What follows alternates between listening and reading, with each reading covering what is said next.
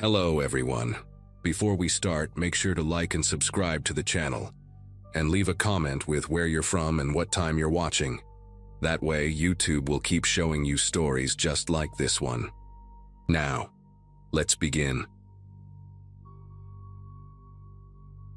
Anyone who has driven through rural Minnesota in January knows exactly what I mean when I say the sky and the road become the same shade of white. That particular Monday, I was heading back to Duluth after visiting my mother in Bemidji, a 3-hour drive I had made dozens of times since finishing nursing school 6 years earlier.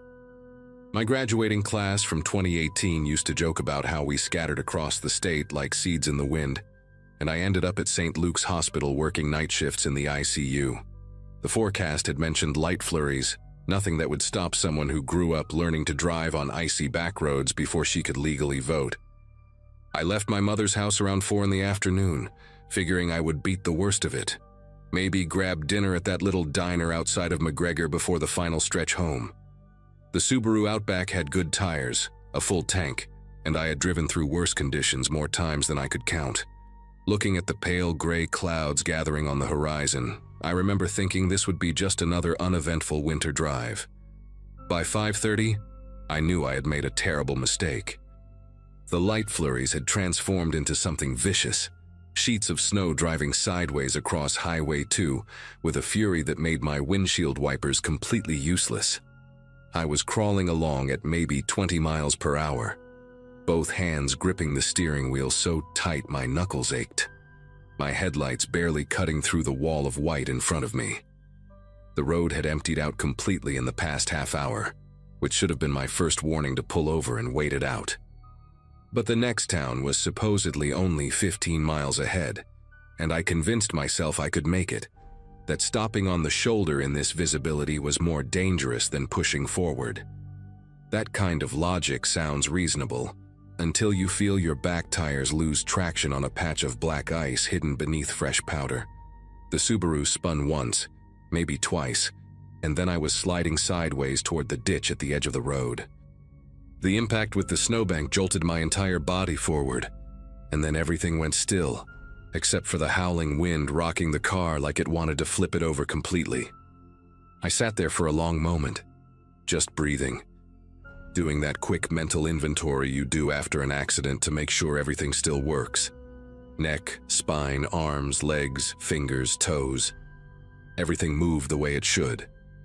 The airbags had not deployed, which told me the impact was not as bad as it felt. But when I tried to reverse out of the snowbank, the wheels just spun uselessly against the ice beneath them. I shifted into drive, then reverse again, rocking the car back and forth the way my father taught me when I was 16. But the Subaru was wedged in at an angle that gave me no traction whatsoever. The snow was piling up against the driver's side door so fast I could watch it rising inch by inch through the window. I grabbed my phone from the cup holder and felt my chest tighten when I saw the screen. No signal, not even a single bar flickering in and out.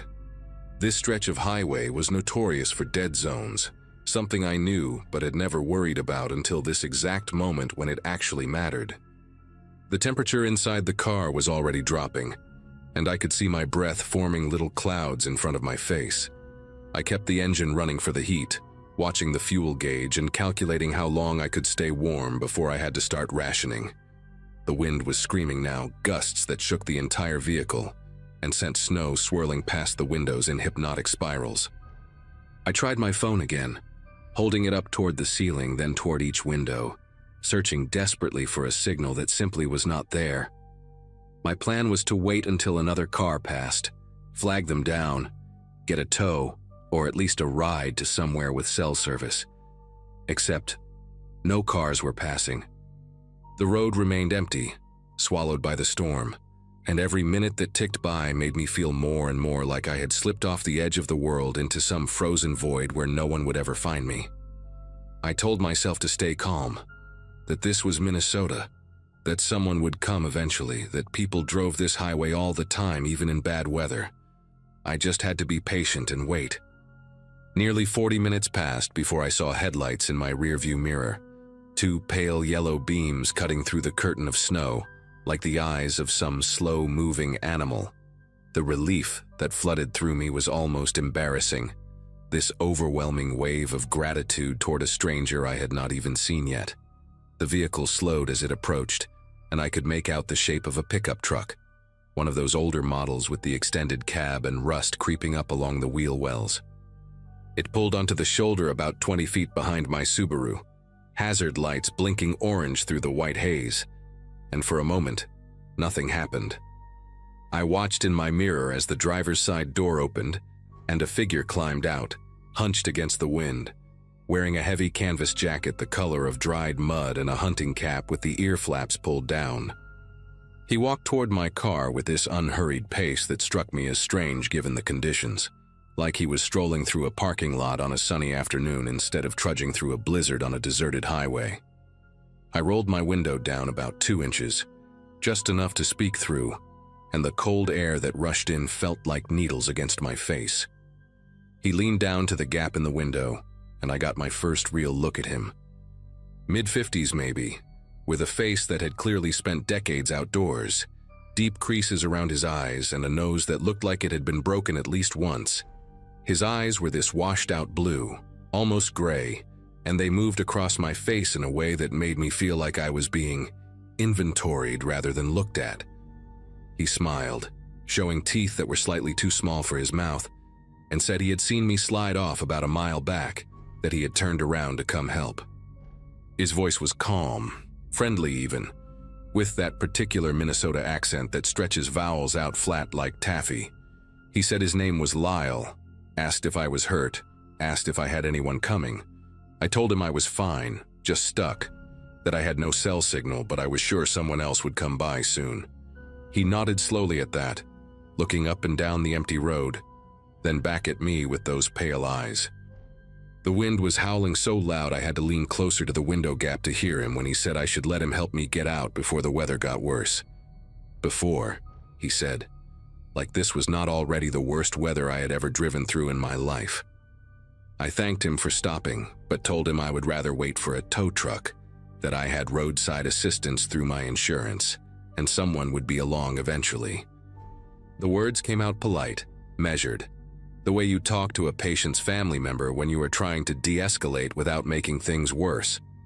Lyle straightened up and looked at my car for a long moment, then crouched back down to the window with that same small-toothed smile. He said there was no tow truck coming in this storm, that the county had already closed the highway about 10 miles east, that I was lucky he came along when he did. Something about the way he said lucky made my skin prickle beneath my coat. He reached for the door handle and pulled, gently at first, then with more force when he found it locked. His smile did not change, but his eyes did, something flickering behind them like a shadow passing across water. He asked me to unlock the door so he could help me out, said his truck had 4-wheel drive and chains on the tires, said he could take me somewhere safe and warm. I told him no thank you. I was fine, I would wait. My voice stayed steady, but my heart was beating so hard I could feel it pulsing in my throat.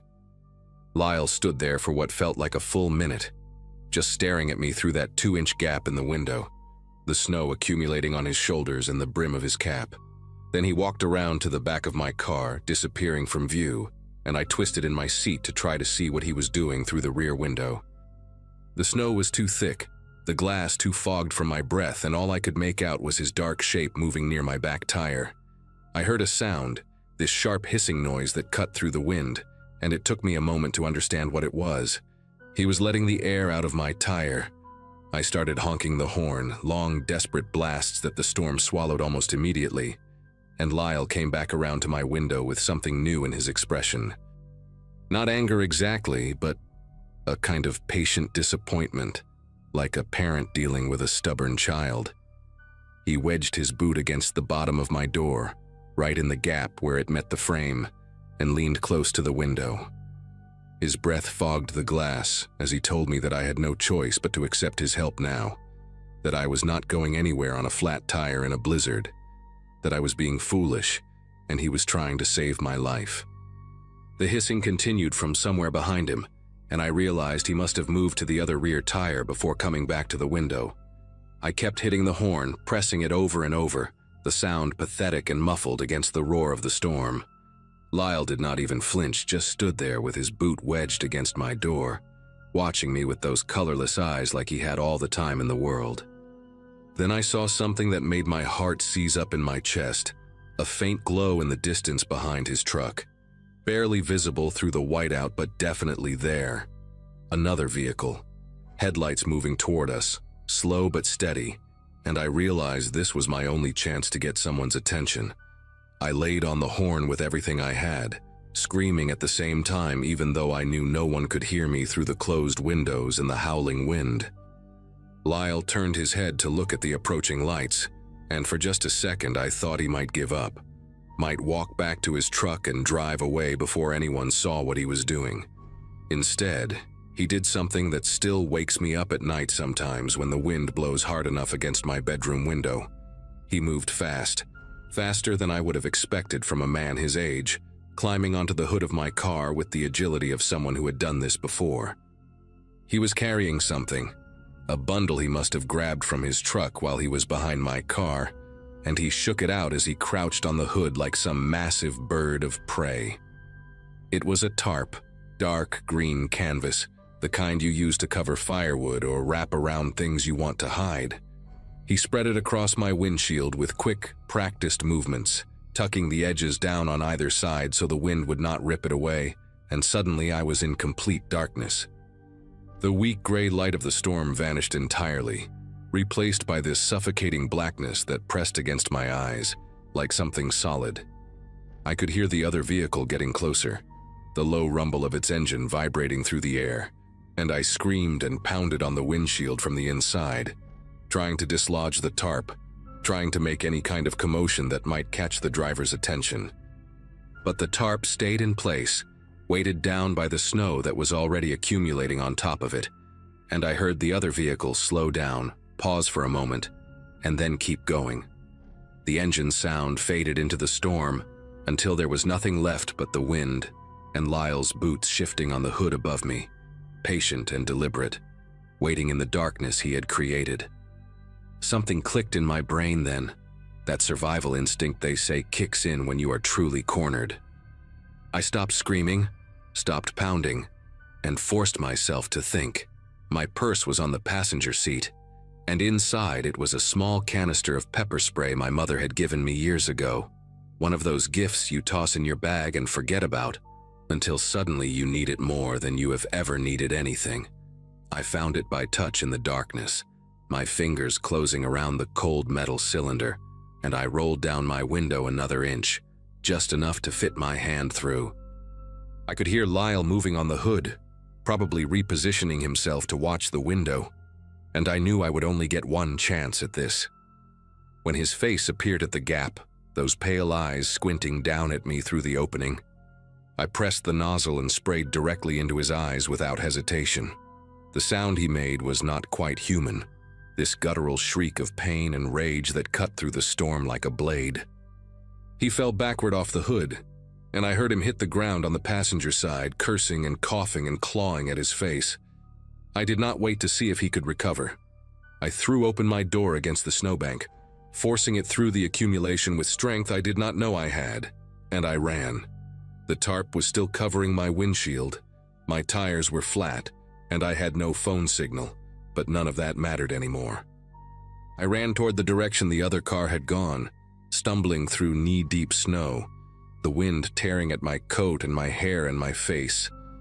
Behind me, I could hear Lyle screaming my way, calling me names, telling me I was going to freeze to death out here, that I needed him, that I was making a mistake. I kept running. About a quarter mile down the road, I saw lights through the snow, not moving this time, but stationary, and I realized there was a farmhouse set back from the highway that I had not noticed before. I made it to their door somehow, collapsed against it, pounded until an elderly woman opened it with a shotgun in her hands, and her husband already on the phone with the sheriff. They brought me inside, wrapped me in blankets, gave me hot coffee while I shook so hard I could barely hold the cup.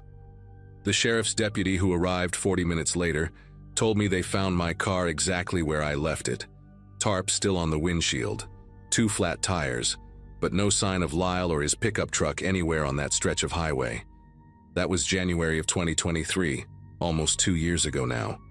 The police never found him, never even confirmed that someone matching his description lived anywhere in the county. The elderly couple, Frank and Margie Olson, told me later that they had heard rumors over the years about a man in a brown pickup who would cruise that stretch of highway during bad storms, looking for stranded drivers. They thought it was just one of those rural legends people tell to scare teenagers into checking their tires before winter. I think about what would have happened if my mother had not given me that pepper spray, if I had not remembered it was in my purse, if I had unlocked that door when he first asked me to. I think about the other car that drove past while I was screaming in the darkness, how close help was, and how completely invisible I had become. I still drive that highway when I visit my mother, but only in daylight now, only when the forecast is clear, and I always tell someone exactly when I am leaving and exactly when I should arrive. Sometimes, when I pass that spot where my car went into the snowbank, I slow down and look at the tree line, half expecting to see an old pickup truck idling there among the pines, waiting for the next storm to roll in.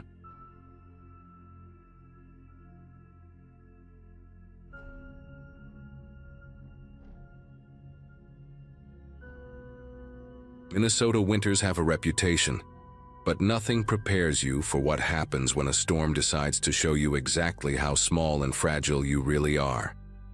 I learned that lesson on a Thursday in early December of 2022, somewhere along Highway 53 between Virginia and Eveleth, two towns most people have never heard of, unless they grew up in the Iron Range.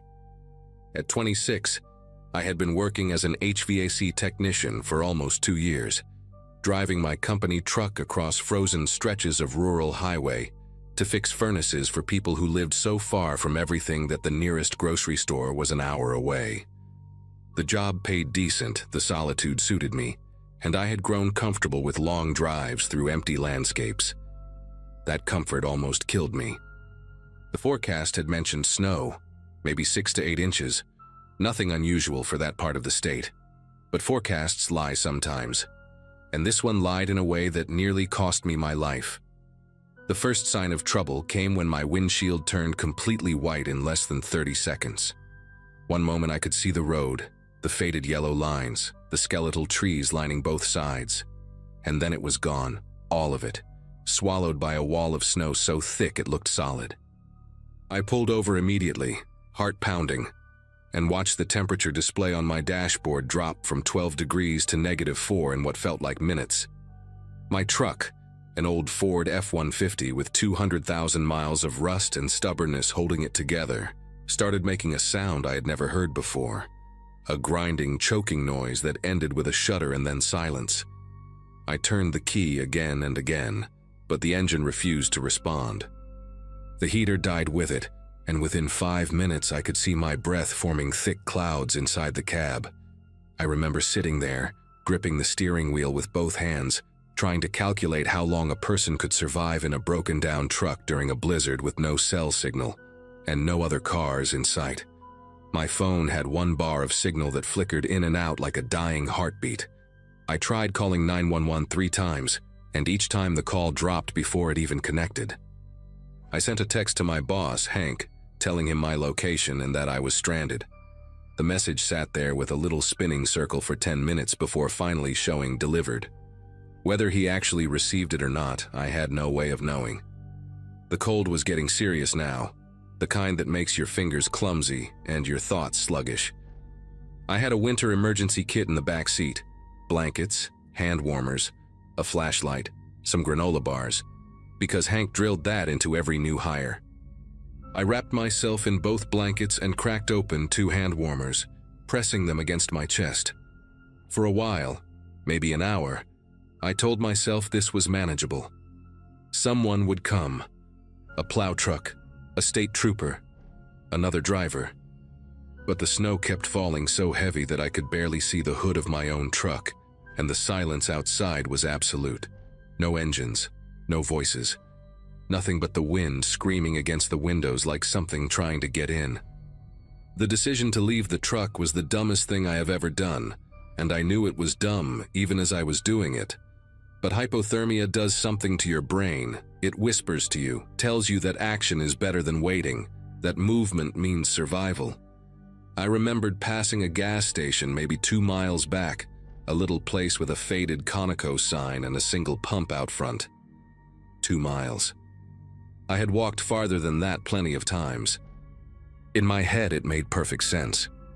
I would walk back, find the gas station, call for help from a warm building with a hot cup of coffee in my hands. I put on every layer I had. My work jacket, a hoodie underneath, 2 pairs of gloves, a beanie pulled low over my ears. I grabbed the flashlight and one of the blankets, wrapping it around my shoulders like a cape. When I opened the truck door, the wind hit me so hard I nearly fell backward.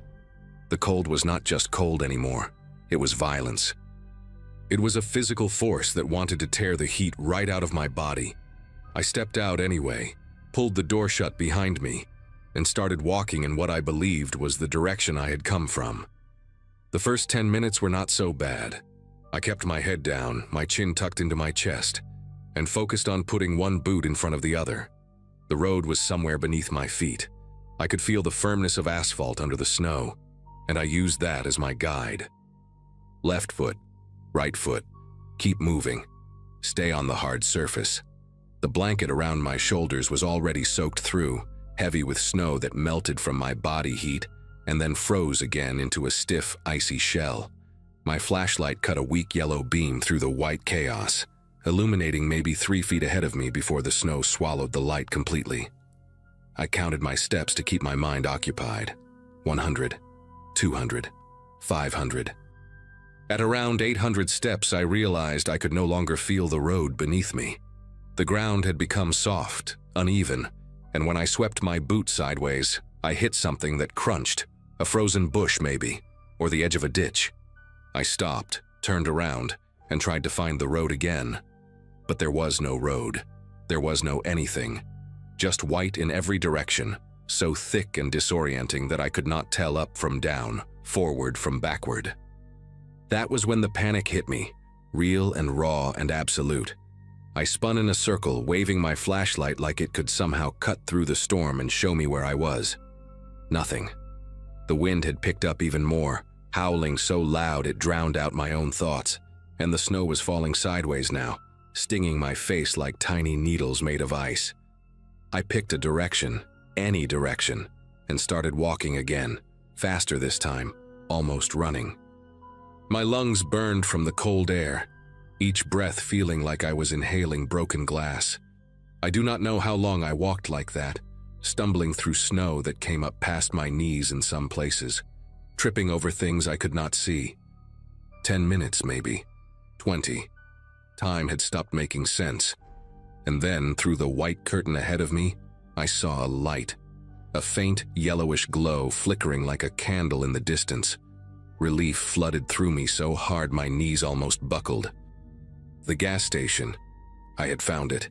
I pushed forward with everything I had left, my legs screaming, my fingers numb inside my gloves, my eyes locked on that beautiful, impossible light. The light vanished. 1 second it was there, warm and promising, and the next it was gone, swallowed by the storm like it had never existed at all. I stopped dead in my tracks, blinking hard, trying to find it again. Maybe the snow had just gotten thicker for a moment. Maybe I had looked away at the wrong time. I turned slowly, scanning the white emptiness around me, and that was when I saw it again.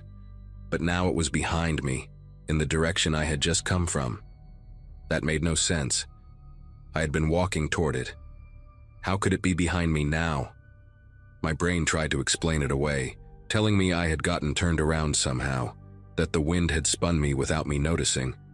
I started walking toward it again, my steps slower now, more careful. The cold had seeped so deep into my bones that I was no longer shivering, and some distant part of my mind, the part that still remembered the safety training videos Hank made us watch, knew that was a very bad sign. When you stop shivering, it means your body has given up trying to warm itself. It means you are running out of time. I do not know when I first heard the voice. It crept into my awareness slowly, like a radio station fading in through static. At first I thought it was just the wind playing tricks on my frozen ears, But then I heard it clearly, a man's voice somewhere to my left calling out a name. "Corbett," it said. "Corbett, over here." That was not my name. My name is Jensen. But in that moment, with my thoughts moving like cold syrup, I did not question it. I turned toward the voice and started walking. It felt so real, so close, like someone was standing just a few feet away in the white chaos. I even called back to them. "Hey," I shouted, or tried to shout. My voice came out cracked and weak, barely louder than a whisper. "Hey, I am here. I am over here." The voice kept calling, always just ahead of me, always just out of reach. "Corbett, Corbett, over here." I followed it like a dog following its owner, stumbling through the snow, no longer feeling my feet or my hands or most of my face. Some part of me knew something was wrong. Some part of me was screaming that there was no one out there, that I was alone, that my brain was breaking down from the cold. But that voice was the only thing I had left to hold on to, and I could not let it go. The next part is hard to explain because it did not feel like it was happening to me. It felt like I was watching myself from somewhere outside my own body, floating a few feet above this stumbling, frozen man who used to be Jensen from Duluth. The voice had stopped calling for Corbett, and now it was talking directly to me, asking me questions, telling me things, having a full conversation like we were old friends catching up over beers. I answered it. I know I did because my throat was raw afterward, scraped dry from all the talking. I cannot remember most of what we discussed. Fragments come back to me sometimes, in dreams that jolt me awake covered in sweat. Something about my father, who died when I was 19. Something about a girl I dated in high school, Melissa Hartman, who I had not thought about in years. The voice knew things about me, personal things, and at the time that seemed perfectly normal. Of course it knew. Of course this stranger in the storm knew about the time I crashed my bike into a mailbox when I was 7, or the night I cried in my truck after my dad's funeral because I could not cry in front of my mom. It all made sense in the way that dreams make sense, logical until you wake up and realize none of it was real. At some point I got hot. That sounds insane given the circumstances, but I remember the heat washing over me like I had stepped into a sauna. My jacket felt suffocating, my hoodie underneath like a wool blanket wrapped too tight. I needed to get them off. I needed air on my skin. I fumbled with the zipper of my jacket, my fingers so clumsy they felt like they belonged to someone else, and I managed to pull it open. The relief was immediate, a rush of cool air against my chest that felt like heaven. I shrugged the jacket off my shoulders and let it fall into the snow behind me. The blanket was already gone. I had dropped it somewhere, sometime. I could not remember when. My hoodie came off next, and then I was standing in the blizzard in nothing but a thin flannel shirt, and I felt perfect. I felt warm and comfortable and sleepy, so incredibly sleepy. The voice was still there, quieter now, more soothing. It told me I had been walking for so long. It told me I deserved a rest. Just a minute, it said. Just sit down for 1 minute and catch your breath, and then you can keep going. That sounded reasonable. That sounded like exactly what I needed. I sat down in the snow. Or maybe I fell. The line between intention and accident had blurred into nothing by then. The ground was soft and cold, but the cold did not bother me anymore. Nothing bothered me. I lay back, looking up at the white sky, watching the snowflakes fall toward my face in slow motion. They landed on my cheeks, my forehead, my open eyes, and I did not blink. The voice was still talking, but I could not make out the words anymore. It had become a hum, a gentle lullaby wrapping around me like a warm blanket. I thought about my mom, how worried she would be when I did not come home. I thought about Hank, wondering if he ever got my text. I thought about the gas station with the faded Conoco sign, how close it had seemed, how sure I had been that I could make it. My eyes started to close. The white world around me faded to gray, then to black, and the last thing I remember thinking was how peaceful it all felt. No more walking, No more cold. No more anything. Just sleep. Endless and perfect, pulling me down into somewhere warm and dark and quiet. I woke up in a hospital in Virginia 3 days later with frostbite on 7 of my fingers and both of my ears. A nurse told me I was lucky to be alive, that the search and rescue team had found me less than 20 minutes after I collapsed, following my footprints from the truck. She said it like it was a simple thing, like tracing a straight line through the snow. But when I talked to the paramedic who found me, a guy named Gentry with kind eyes and a thick gray beard, he told me a different story. He said my footprints did not make any sense. He said I had walked in circles, big looping circles over and over again, carving patterns into the snow like I was performing some kind of ritual. He said they found my jacket and my hoodie scattered 30 feet apart, and the blanket even farther, like I had been shedding pieces of myself along the way. And he said, "This is the part that still keeps me up at night, that when they found me lying in the snow, my lips were moving.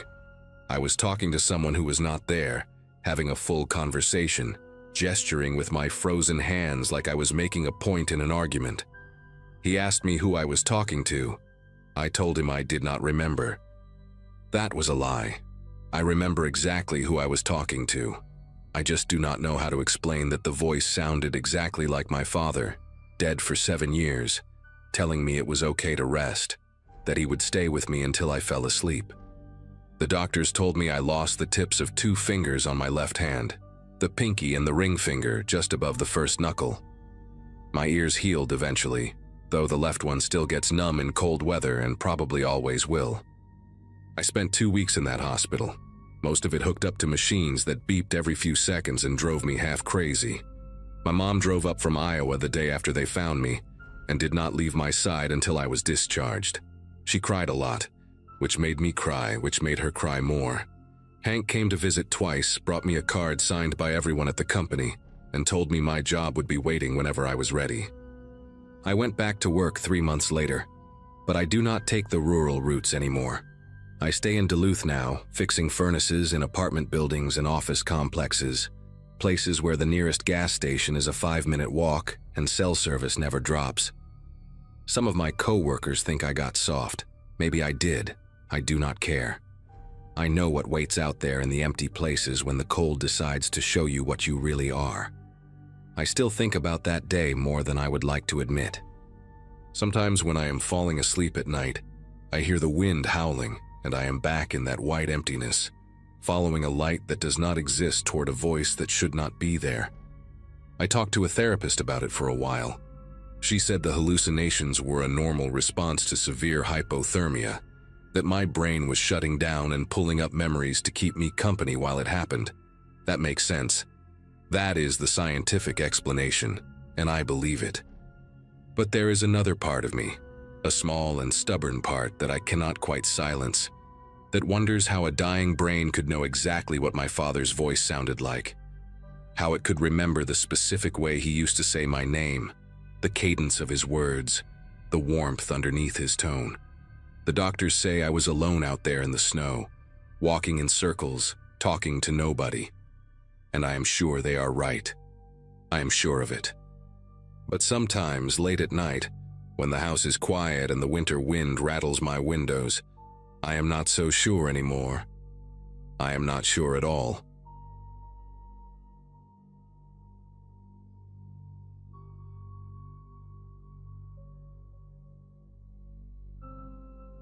Nobody warns you about how quiet it gets when you're truly stuck.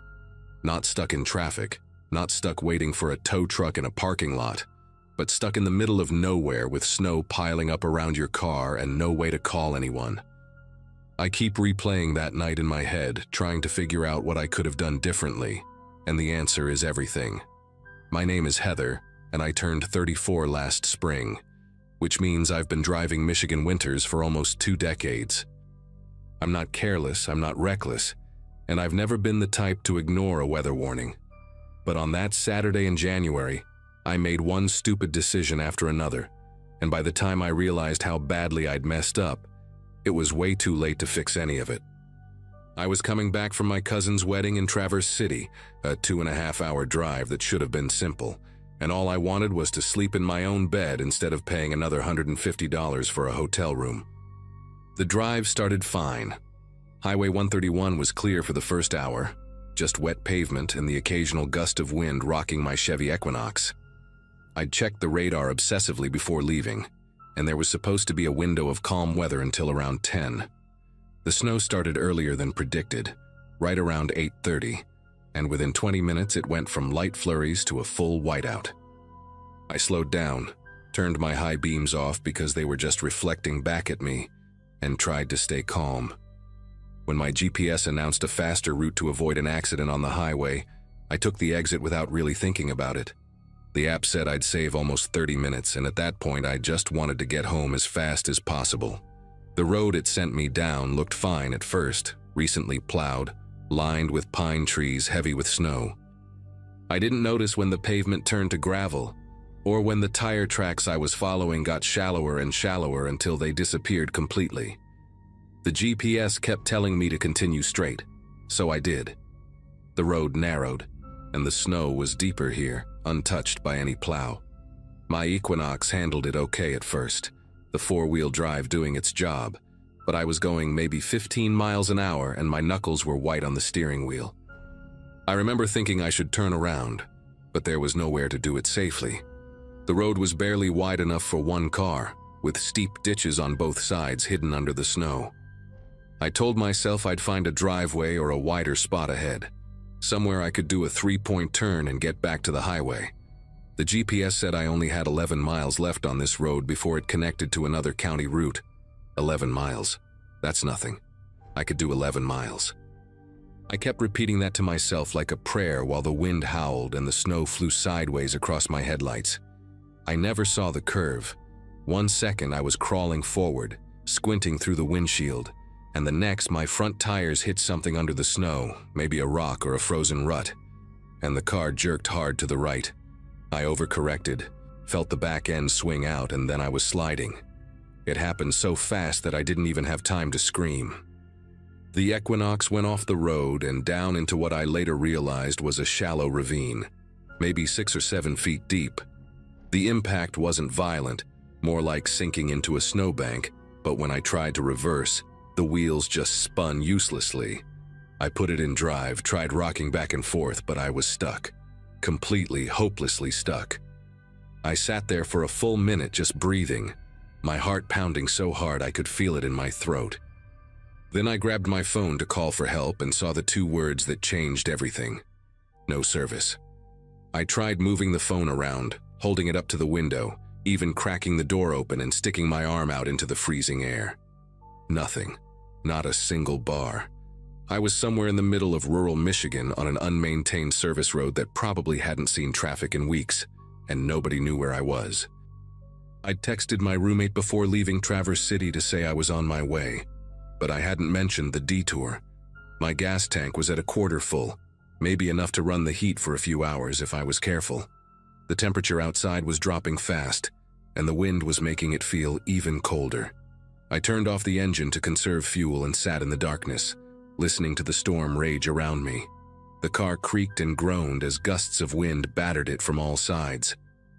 Snow was already starting to pile up against the driver's side door. I checked the time on my phone. 9:47. It was going to be a long night.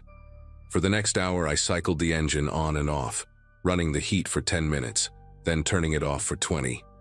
I rationed my water bottle and ate the granola bar I'd stuffed in my purse at the wedding reception. I kept checking my phone obsessively, hoping for even 1 bar of signal, but there was nothing. Around 11, I was starting to accept that I might have to wait until morning for someone to find me. I was scared, but I was also weirdly calm, like my brain had decided that panicking wouldn't help, so it just shut that part off. That's when I saw the headlights. They appeared in my rearview mirror first, 2 yellowish beams cutting through the snow maybe half a mile back.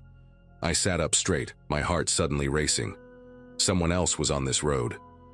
Someone who might have a phone that worked, or who could drive me to the nearest gas station. I turned my hazard lights on and started honking the horn, short bursts every few seconds, praying they would see me. The vehicle came closer, moving slow through the snow, and I could see it was a pickup truck, one of those big Ford F-150s with the extended cab. It stopped about 50 feet behind me, headlights still on, engine running. I waited for the driver to get out to come check on me, but nothing happened. The truck just sat there, idling, for what felt like forever but was probably only 2 or 3 minutes. I remember feeling confused more than anything. Why wasn't he getting out? Maybe he was on the phone calling for help. Maybe he was trying to figure out the best way to approach. I flashed my hazards again and gave another honk, a longer one this time. Still nothing. Then, slowly, the truck started moving again. Not toward me on the road, but off to the side, crunching through the deep snow until it was positioned perpendicular to the road itself. The driver cut the wheel and maneuvered the F-150 until it was completely blocking any path forward or back. Only then did the door open. A man stepped out. He was big, tall and heavy-set, wearing a dark coat and one of those knit caps pulled low over his forehead. I couldn't see his face clearly because his headlights were behind him, turning him into a silhouette against all that white snow. He stood there for a moment just looking at my car. Then he reached back into his truck and pulled something out. It took me a second to recognize what it was, a tire iron, the kind with the cross shape that you use to loosen lug nuts. He held it loosely in his right hand, tapping it against his thigh as he started walking toward me. Not rushing, not running, just this slow, deliberate walk like he had all the time in the world. The relief I'd felt when I saw his headlights was completely gone now. In its place was something else, a cold, sick feeling that started in my stomach and spread through my whole body. Every instinct I had was screaming that something was very wrong with this situation. I locked my doors. It was automatic, just a reflex, and the click of the lock seemed impossibly loud in the quiet of the car. The man stopped walking when he heard it. He was maybe 20 feet away now, close enough that I could see he was smiling. Not a friendly smile. Not the kind of smile someone gives you when they're about to help you out of a bad spot. It was the smile of someone who knew they had all the power and you had none. He said something, but I couldn't hear it through the closed window and the wind. He gestured with the tire iron, pointing at my door, then made a cranking motion like he wanted me to roll down my window. I shook my head. He took another step closer. My mind was racing through options and coming up empty. I couldn't drive away because my car was stuck. I couldn't call for help because I had no signal. I couldn't outrun him in knee-deep snow wearing the dress flats I'd worn to the wedding. The only thing between me and this man was a couple inches of glass and some sheet metal, and he had a tool designed specifically for breaking things. He walked around to the front of my car, taking his time, looking at how I was stuck in the ravine. Then he came to the driver's side window and knocked on it with the tire iron. 3 slow taps that made the glass vibrate. He leaned down and I saw his face for the first time. He looked normal. That was the worst part. Not like a monster, not like a movie villain. Just a regular guy, maybe mid-40s with a patchy beard and small dark eyes. He could have been someone's neighbor, someone's co-worker, someone you'd pass in the grocery store without a second glance. He said something again, and this time I could make out the words through the glass. He said I looked cold. He said he could help me warm up. The way he said it made my skin prickle with fear. I grabbed the only thing I could find, an ice scraper with a heavy plastic handle, and held it up so he could see it. He laughed. Actually laughed, like I'd just told him a joke. He raised the tire iron and I thought, this is it. He's going to smash the window and drag me out. I was already bracing myself, trying to figure out where to hit him with the scraper when he came through. But then something happened. Headlights, more headlights, coming from the same direction his truck had come from. He saw them too, and his whole body language changed. He stepped back from my window, looked at the approaching vehicle, then looked back at me. For a second we just stared at each other, and I could see him calculating, weighing his options. The new headlights were getting closer, and I could hear the engine now, something big like another truck or maybe an SUV. The man with the tire iron took one more look at me, and what I saw in his eyes terrified me more than anything else that night. It wasn't anger or frustration at being interrupted. It was patience, like he was just putting something on pause, something he fully intended to come back to later. He walked back to his truck without hurrying, climbed in, and drove off into the storm, his taillights disappearing in seconds. The other vehicle turned out to be a county plow truck doing an emergency run on the main road about a mile east. The driver, a guy named Pete who looked like he was in his 60s, said he'd seen tire tracks going down the service road and figured someone might be in trouble. He called dispatch on his radio, and within an hour there was a tow truck pulling my Equinox out of the ravine, and a sheriff's deputy taking my statement. I told them everything, described the man, described his truck, gave them the partial plate number I'd somehow managed to memorize in those terrifying minutes. They said they'd look into it. That was almost a year ago now. They never found him, no arrests, no suspects, nothing. Sometimes I wonder if he's still out there, driving those back roads during snowstorms, looking for someone else whose GPS sent them the wrong way. I sold my Equinox 2 months after that night. I couldn't stand sitting in it anymore. Couldn't stop seeing his face in the window every time I got behind the wheel. I take the highway now, always, even if it adds an hour to my trip. And when the snow starts falling, I don't drive at all. I just stay home, lock my doors, and wait for it to pass.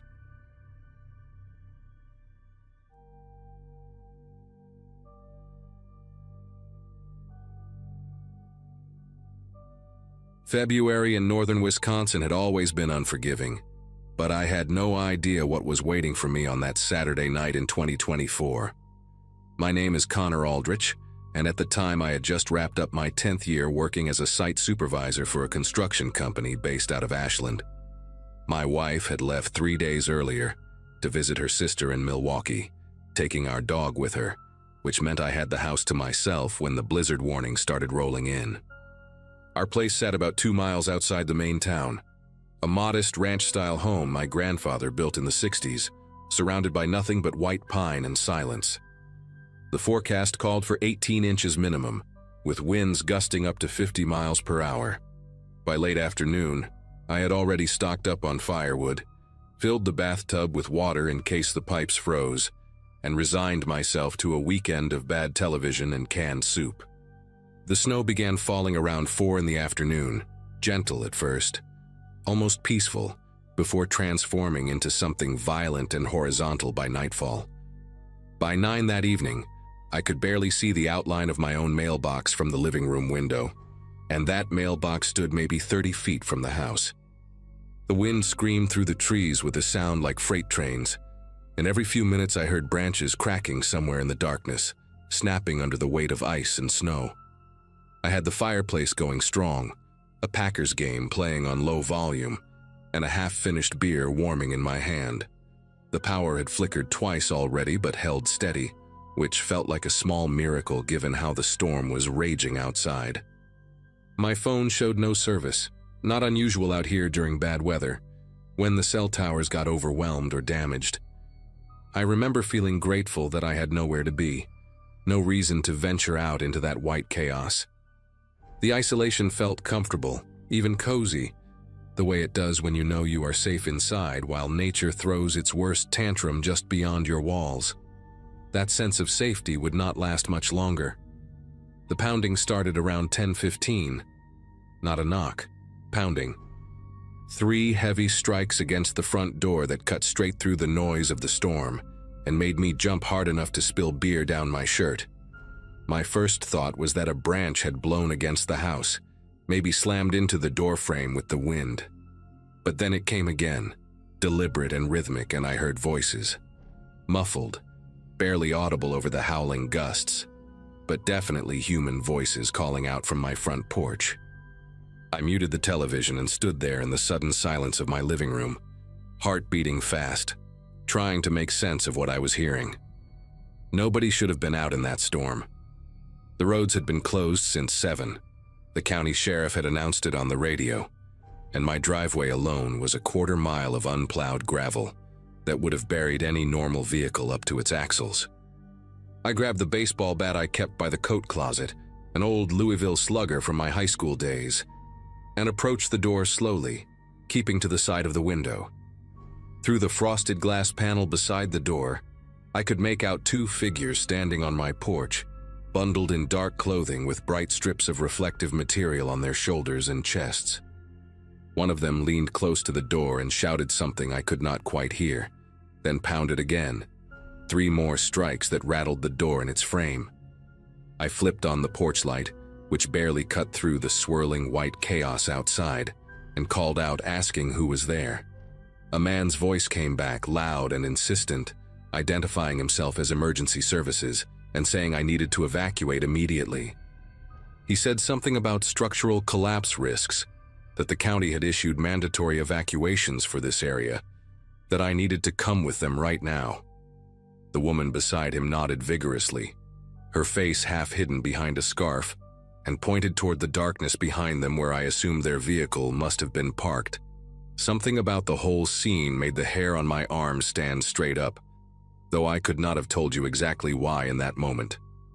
I asked them to hold up their identification to the window, and the man complied, pressing a laminated badge against the glass.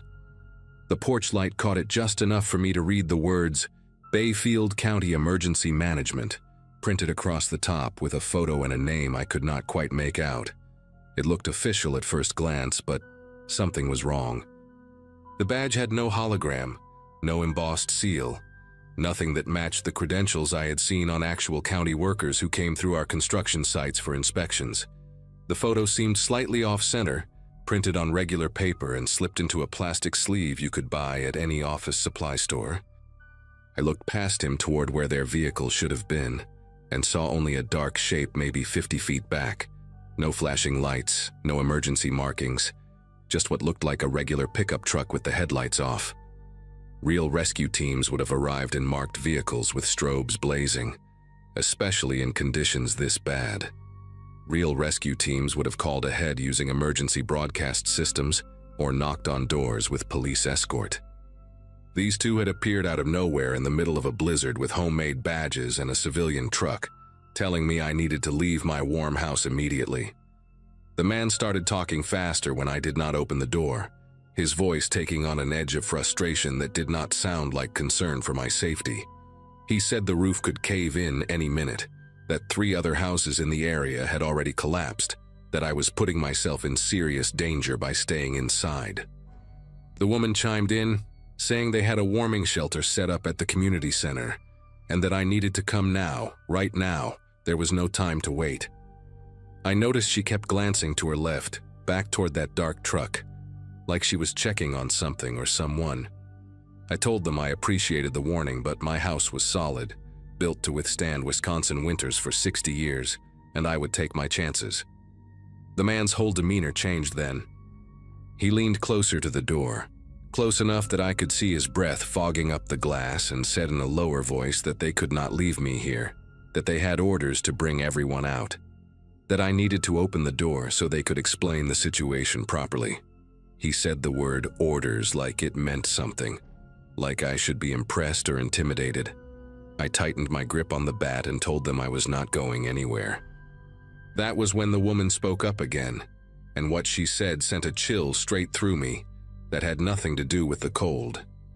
She said they understood my hesitation, that people get scared during emergencies, but that they really needed to come inside for just a moment to assess the structural damage from within. She said it would only take 5 minutes, that they had thermal imaging equipment in the truck that could detect stress fractures in the foundation, and they needed to check my basement. Her voice was calm, almost soothing, like she was reading from a script she had practiced many times before. The man nodded along, and actually put his hand on the door handle, giving it a slow experimental turn. The deadbolt held, thank God, but the fact that he tried it at all made my heart start hammering against my ribs. I backed up a few steps and shouted through the door that if they did not leave my property immediately, I would call the police. The man laughed at that, a short, ugly sound, and said good luck getting through to anyone tonight, that the phone lines were down across the whole county, that they were the only help available for miles around.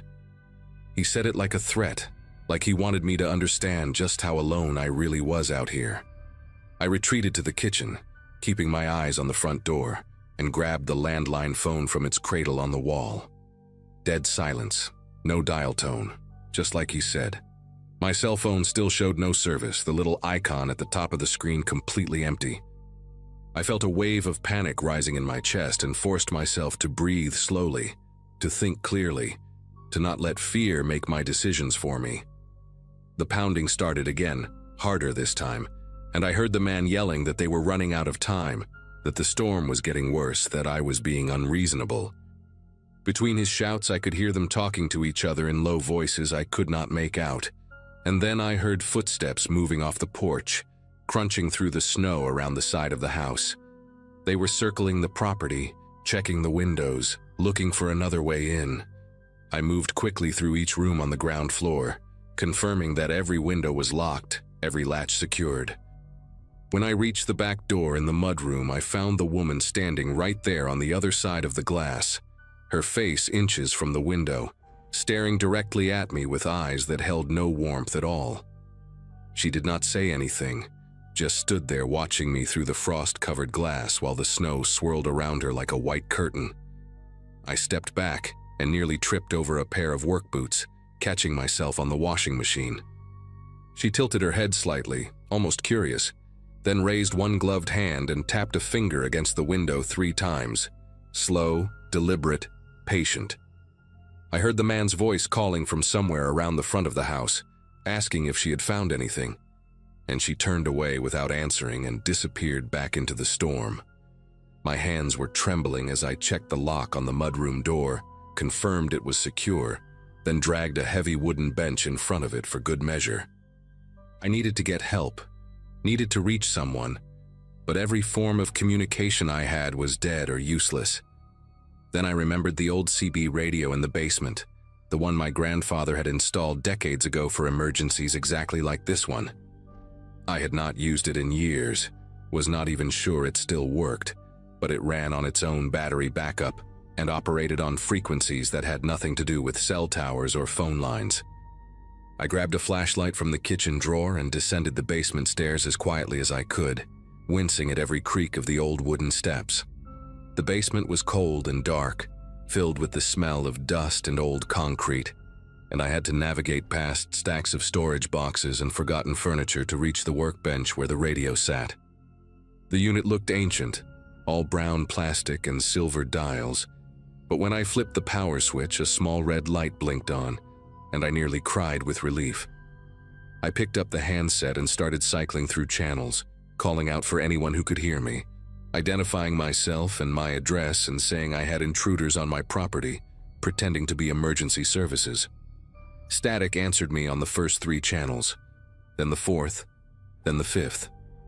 On channel 9, I finally heard a voice crackle through, a woman asking me to repeat my location. I gave her my address again and explained the situation as quickly as I could.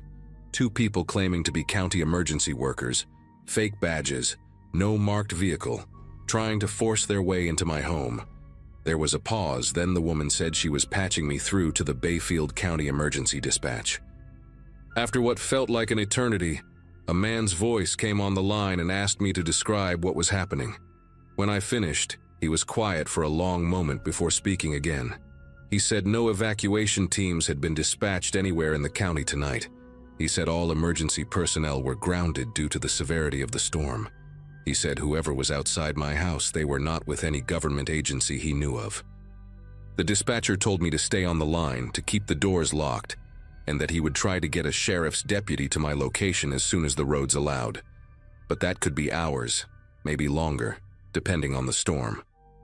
He asked if I had any weapons in the house, and I told him about the bat and the hunting rifle my father left me, still locked in a cabinet upstairs. He said to get the rifle, load it, and make it clear to anyone trying to enter that I was armed and prepared to defend myself. His voice was steady, but I could hear the urgency underneath, the understanding that I was on my own for now, and that the situation was serious. I thanked him and set the handset down on the workbench, leaving the channel open, then made my way back upstairs as quietly as I could. The house was darker now. The power had finally gone out while I was in the basement, and I had to navigate by flashlight through rooms that suddenly felt unfamiliar and hostile. I retrieved the rifle from the upstairs closet, loaded it with hands that refused to stay steady, and crept back down to the living room. Through the front window, I could see both figures standing in my driveway now, conferring with each other near their truck, their silhouettes barely visible through the driving snow. They seemed to be arguing about something, gesturing toward the house, toward the road, toward each other. I made a decision then that might have been stupid, but felt necessary. I switched on the porch light, unlocked the front door, and opened it just wide enough to show myself standing there with the rifle raised and pointed directly at them. I shouted over the wind that I had contacted the county sheriff, that deputies were on their way, and that if they set foot on my property again, I would shoot them where they stood. The man took a step toward me, and I chambered around with a sound that cut through the storm like a thunderclap. He stopped. The woman grabbed his arm and pulled him back, saying something I could not hear, and for a long moment nobody moved. Then, without another word, they both turned and walked back to their truck. The engine started, the headlights flicked on, and they backed slowly down my driveway until the taillights disappeared into the white void of the blizzard. I stood there in the doorway for another 5 minutes, rifle still raised, watching the empty space where they had been, before finally stepping back inside and locking the door behind me. My whole body was shaking, not from cold, but from the adrenaline that had no place left to go. The sheriff's deputy did not arrive until almost 6 in the morning, after the worst of the storm had passed and the plows had managed to clear the main roads. His name was Russell Engel, a broad-shouldered man in his 50s with a gray mustache and tired eyes that suggested he had been dealing with emergencies all night. I showed him the footprints around my house, though the snow had filled most of them in, and described everything that had happened in as much detail as I could remember. He took notes without interrupting, nodding occasionally, his expression growing darker as the story went on. When I finished, he told me I was not the first call he had received that night. 2 other homes in isolated parts of the county had reported similar encounters. Strangers claiming to be emergency workers, insisting residents evacuate immediately, becoming aggressive when refused entry. One elderly woman had actually opened her door, and by the time a neighbor checked on her the next day, her house had been stripped of valuables and she was found locked in her own basement, dehydrated but alive. Deputy Engel said they were working with state police to identify the suspects, that the fake badges and the pickup truck matched descriptions from the other incidents, but so far no arrests had been made. He gave me his card and told me to call if I remembered anything else or if the strangers came back. They never did come back, at least not to my house. 6 weeks later, I read in the local paper that 2 people had been arrested in connection with a string of burglaries targeting rural homes during severe weather events. Their method was always the same: wait for a major storm, cut phone lines if possible, show up in fake emergency gear, and convince people to leave their homes unprotected. If the residents refused, they would move on to easier targets, but sometimes they got more aggressive. The article did not show their faces, but it mentioned a man and a woman in their late 30s, both with prior convictions for theft and fraud. I never found out for certain if they were the same pair who stood on my porch that night, but I believe they were. My wife came home 2 days after the storm and I told her everything, and for months afterwards she refused to stay in the house alone.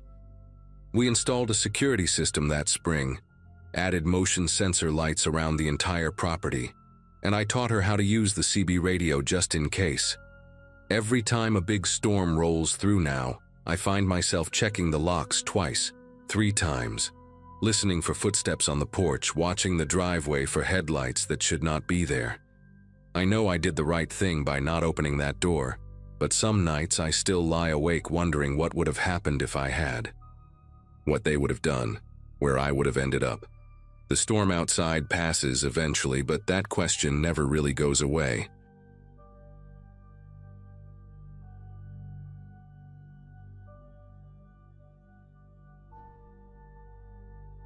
My grandmother left me 40 acres of farmland outside of Bozeman, Montana, when she passed in the spring of 2017.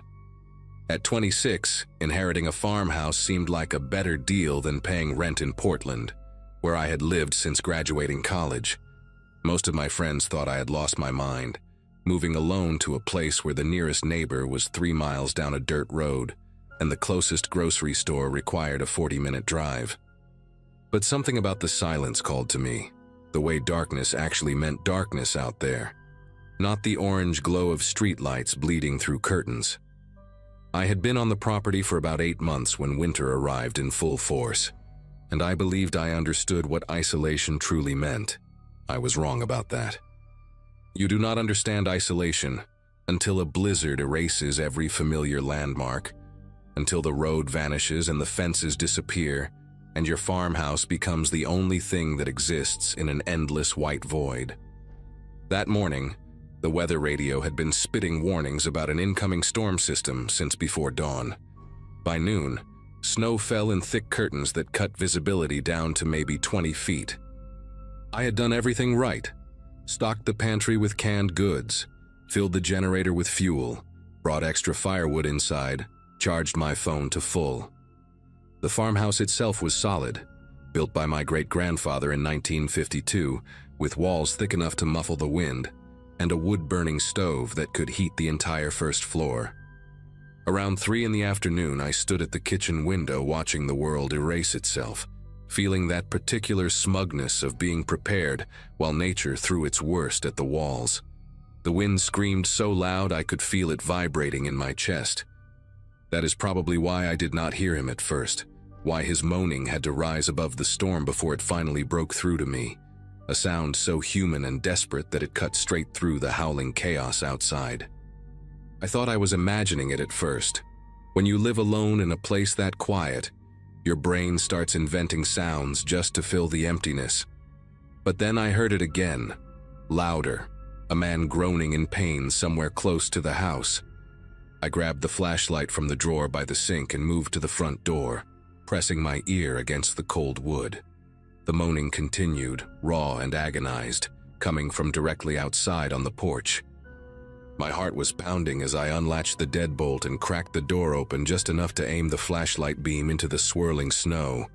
And there he was, crumpled on my front steps like a puppet with its strings cut, a man in a brown canvas jacket and jeans clutching his right leg and grimacing up at me through the ice crystals clinging to his eyebrows and beard. He looked maybe 40, 45, with a weathered face and pale blue eyes that squinted against the flashlight.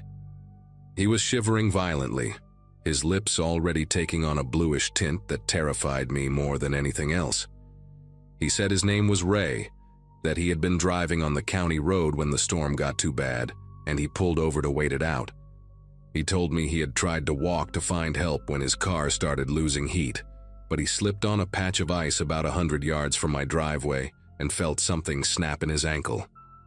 He had crawled the rest of the way, he said, following the faint glow of my porch light through the blizzard.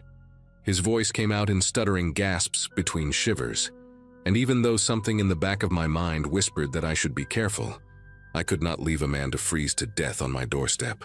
I grabbed him under the arms and dragged him into the mudroom, his injured leg trailing behind him as he cried out in pain. The cold that came in with him was savage, biting at my exposed skin, and I slammed the door shut against the storm with my shoulder while he lay on the floor, groaning and thanking me over and over. I called 911 immediately, my fingers clumsy on the phone screen. The dispatcher told me what I already knew, that the roads were impassable and emergency services were stretched thin across the county. She said they would send someone as soon as conditions allowed, but that could be hours, maybe longer. She asked me to keep him warm, elevate the injured leg, watch for signs of severe frostbite.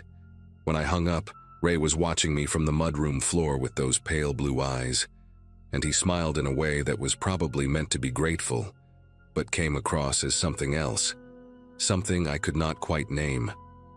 I helped him hop into the living room, his arm slung over my shoulder, his weight pressing against me as he winced with every movement. I got him settled on the couch near the wood stove, wrapped him in the heavy wool blanket my grandmother had kept draped over the armchair, and went to the kitchen to make coffee. That was when I noticed the first thing that did not add up. From the kitchen window, I could see the side of the porch and part of the front yard, visibility slightly better now that the wind had shifted direction. I looked at the spot where Ray claimed he had crawled up the steps, expecting to see some kind of trail, A disturbed path in the snow, marks from his hands and knees. But the snow on the steps looked smooth, almost untouched except for the mess we had made dragging him inside. I told myself the storm must have covered his tracks in the minutes between his arrival and when I looked, but the math did not work. He had been moaning outside for at least a couple of minutes before I opened the door, and the steps were sheltered under the porch overhang. The snow there should not have accumulated that fast. I stared at the pristine white surface and felt a cold knot forming in my stomach that had nothing to do with the temperature outside. I brought him the coffee and sat in the armchair across from the couch, watching him wrap his hands around the mug. He drank slowly, his eyes moving around the room in a way that felt too deliberate, too calculating, lingering on the doorways and windows before settling back on me. He asked how long I had lived here alone, and I lied without thinking, told him my boyfriend was upstairs sleeping off a cold. Ray nodded, but something flickered in his expression, a tiny shift that told me he did not believe a word of it. He asked if the upstairs bedrooms had locks on the doors, said he was just wondering because he did not want to impose, wanted to make sure I felt safe with a stranger in the house. The question landed wrong, too specific, too focused on security. I told him the bedroom doors were old, that none of them locked properly anymore, which was the truth but felt like a mistake the moment it left my mouth. He nodded again, slower this time, and took another sip of his coffee. His ankle, the one he said was broken, rested on the cushion I had propped up for him, but I realized I had not actually seen any swelling, any bruising, nothing but his word that it was injured at all. I excused myself to check on the generator, which was a lie, but I needed to get away from him for a minute to think. The generator was in the mudroom, and I stood there pretending to examine it while my mind raced through everything that had happened. His story about the car on the county road, but I had not heard any engine, had not seen any headlights through the storm before he appeared. The missing crawl marks on the porch steps. The way he asked about locks, about which rooms secured from the inside. I pulled out my phone and dialed 911 again, keeping my voice low. The same dispatcher answered, and I asked her, trying to sound casual, if anyone had reported an abandoned vehicle on the county road near my address. She checked and told me no, nothing had been called in, no stranded motorists in my area at all. I thanked her and said I would call back if I needed anything, then hung up and pressed my back against the mudroom wall, my breath coming shallow and fast. Either Ray had lied about the car, or he had lied about which road he had been on, or he had lied about everything. I went back to the living room and found him standing by the window, his weight balanced evenly on both legs, peering out into the storm. He turned when he heard me, and for just a second his face held an expression I cannot properly describe, something blank and appraising, like a person calculating odds. Then the mask slipped back on, the pained grimace, the slight hunch as he shifted weight off his supposedly broken ankle. He said he thought he heard something outside, maybe an animal. I told him to sit back down, that he should not be standing on that leg, and watched as he made a show of limping back to the couch. But I had seen it now, the way he moved when he thought I was not looking, smooth and steady with no trace of injury. My grandmother kept a shotgun in the hall closet, unloaded, but with shells on the top shelf behind some old photo albums. I had never fired it, never even held it properly, but knowing it was there gave me something to hold on to mentally. I sat back down in the armchair and kept my phone in my hand, pretending to scroll through something while I watched Ray from the corner of my eye. He started asking more questions, casual on the surface but pointed underneath. How far was the nearest neighbor? Whether the county plowed my road, or if I had to hire someone private. If I had family nearby who checked on me during storms. Each question peeled back another layer of my safety, mapping my vulnerabilities with the precision of someone who had done this before. I gave vague answers, mentioned neighbors closer than they actually were, invented a brother who lived in town and visited often. Ray nodded along, but his eyes had changed, harder now, less concerned with maintaining the pretense of a grateful injured stranger. The wind outside had picked up again, rattling the windows, and somewhere in the distance I heard a sound that made my whole body go rigid. It was faint, almost lost in the storm, but distinct enough to recognize. A door, the barn door, slamming open and shut in the wind. Except I had latched that door myself before the storm hit, secured it with a padlock because the latch alone was not strong enough to hold against heavy gusts. Someone had opened it. Ray heard it too. I saw his head turn toward the sound, and for a moment his composure cracked, a flash of something that looked almost like anticipation crossing his features before he caught himself. He asked what that noise was, his voice still playing the part of the concerned stranger. But there was an undercurrent to it now, an eagerness he could not quite hide. I told him it was probably just the wind, that old buildings made noise in storms, but my heart was slamming against my ribs so hard I thought he must be able to hear it.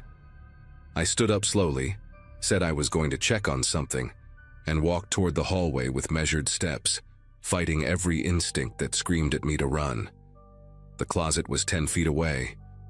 I could feel Ray's eyes on my back, tracking my movement, and I knew with absolute certainty that if I reached for that shotgun, he would drop the act completely. So I walked past the closet, continued to the bathroom, and locked the door behind me. I turned on the faucet to cover the sound of my voice and called 911 for the third time, whispering into the phone that I needed help immediately, that the man in my house was not injured, and I believed someone else was outside. The dispatcher kept me on the line, told me a county sheriff unit was already en route because of my earlier call, that they had prioritized my address when they saw multiple contacts from the same number. She asked me to stay where I was, to keep the door locked, to not engage with the man. I could hear Ray moving around in the living room, his footsteps steady and unhurried, no limp at all now. Then I heard him try the bathroom door handle, a slow, deliberate turn that stopped when it met the lock. He did not say anything. He just stood there on the other side of the door, and I stood on mine, the phone pressed to my ear, the faucet running, both of us waiting. The minutes stretched into something unbearable, thick and suffocating, until finally I heard a new sound cutting through the storm. An engine. Headlights swept across the frosted bathroom window, red and blue flashing through the glass, and Ray's footsteps retreated fast toward the back of the house. I heard the mudroom door slam open, the howl of the wind rushing in, and then the dispatcher was telling me the deputies were at the front door. I let them in with trembling hands. 2 officers covered in snow, their faces red from the cold. I tried to explain everything at once, the man, the fake injury, the questions about locks, the barn door. One of them stayed with me while the other went after Ray, disappearing into the white chaos behind the house with his flashlight beam cutting through the snow. They caught him about 200 yards out, trying to make his way toward the tree line. He was walking fine, running even, until the deputy tackled him into a snowdrift. When they brought him back in cuffs, his face had changed completely. No more friendly gratitude, no more wounded stranger, just cold, empty anger, the look of someone whose plan had fallen apart. The deputy who stayed with me asked to see my ankle, and Ray just stared at him without blinking, without answering. There was nothing wrong with his leg, no break, no sprain, no injury of any kind. He had crawled onto my porch and faked the whole thing, every wince and groan and grateful smile, all of it theater designed to get inside my house. But that was not the worst part. As the storm began to ease around midnight, one of the deputies walked the perimeter of the property with a high-powered flashlight. He found footprints circling the barn, fresh enough that the snow had not filled them in completely. A second set of tracks, smaller than Ray's boots, leading from the barn to the back of the house and then retreating into the fields when the police lights appeared. Someone else had been out there the whole time, waiting in the dark, watching my windows. The deputy told me they found the barn door hanging open, the padlock cut clean through with bolt cutters. Inside, scratched into the wooden wall beside the door, were 2 words that still show up in my nightmares. She's alone. They never caught the second person. Ray refused to talk, gave a fake name that led nowhere, and eventually went to prison for breaking and entering and attempted burglary, though everyone involved knew it would have been much worse than burglary. I sold the farm 3 months later, moved back to Portland, and spent the next year sleeping with every light on and a chair wedged under my bedroom door. Sometimes I still wake up at 3 in the morning, heart pounding, certain I can hear someone moaning outside my window, and I wonder if the one they never caught is still out there somewhere, waiting for another blizzard, another isolated farmhouse, another woman kind enough to open her door.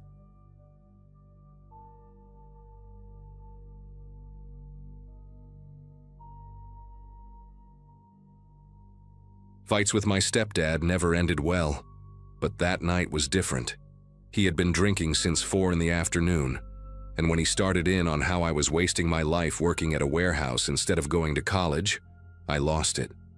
Words were said, a lamp got knocked over, and my mom just stood there crying instead of telling him to stop.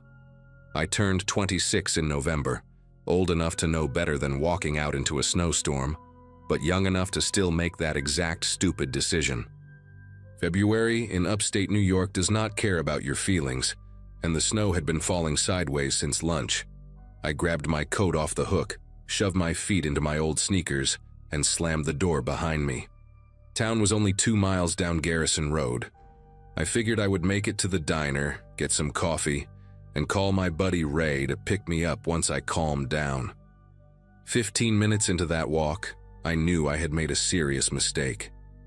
The plows had stopped running hours ago, and the snow was already up past my ankles, soaking through my jeans and freezing against my skin. I could not feel my toes anymore, and my fingers were going numb even shoved deep in my pockets. The streetlights along the road were completely dark, probably from downed power lines somewhere up the hill. I had not seen a single car, not one set of headlights, since I left the house. Everything was white and gray and silent except for the wind cutting through my coat. I kept telling myself the Sunoco station near the old bridge was maybe half a mile ahead, that I could warm up there and figure out my next move. That is when I heard it behind me, an engine rumbling low and slow, tires grinding through the snow at a pace that matched my walking exactly. I glanced back and saw headlights cutting through the snow, maybe 30 feet behind me. A pickup truck, dark-colored, moving at a crawl. My first thought was relief, maybe someone who could give me a ride into town. But the truck did not speed up or slow down, just kept that same creeping pace like it was following me on purpose. I turned back around and walked a little faster, and I swear the engine revved just slightly to keep up. My heart started pounding in a way that had nothing to do with the cold. I told myself I was being paranoid, that whoever it was probably just could not see well in the storm and was being careful. But something in my gut said otherwise. The truck stayed right there, not passing me, not honking, not doing anything a normal person would do, just following. After about 2 minutes of this, the horn gave a short honk and the truck pulled up beside me, passenger window rolling down with a mechanical whine. The driver leaned over toward the open window, and I got my first look at him. He was maybe 50, heavy-set, with a thick gray beard and a camouflage hunting cap pulled low on his forehead. The cab light was on, and I could see fast food wrappers on the dashboard and a bunch of stuff piled on the back seat. He smiled at me, but it was the kind of smile that did not reach his eyes, like he was performing friendliness instead of feeling it. He asked me what the hell I was doing out here in this weather, said I was going to freeze to death if I kept walking. His voice was calm, almost too calm, like he had rehearsed this. I told him I was fine, that town was not far. He shook his head and said the roads ahead were completely blocked, that I would never make it on foot. He told me to get in, that he would take me wherever I needed to go. The windshield wipers were slapping back and forth, and the heat pouring out of that open window felt incredible against my frozen face. Part of me wanted to climb in so badly just to get warm. I made the decision that I still regret to this day. I walked around the front of the truck, headlights blinding me for a second, and climbed into the passenger seat. The heat inside was almost painful against my frozen skin, and I pressed my hands against the vents like they were the only things keeping me alive. The man said his name was Chet, and he asked me mine. I told him, and he repeated it back to me slowly, like he was tasting it. He put the truck in drive and started moving, and I told him I just needed to get to the main strip in town, that the diner would be fine. He nodded and said, "Sure, no problem." But then he turned left at the next intersection instead of going straight. I knew these roads my whole life, and left took you away from town, deeper into the farmland and woods that stretched for miles. I asked him where he was going, trying to keep my voice steady. He said the main road was blocked by a jackknifed semi, that he knew a back way. I had no way to know if that was true or not, but my phone had no signal, and the storm was getting worse by the second. Chet started asking me questions, and at first they seemed normal enough. Where did I live? What did I do for work?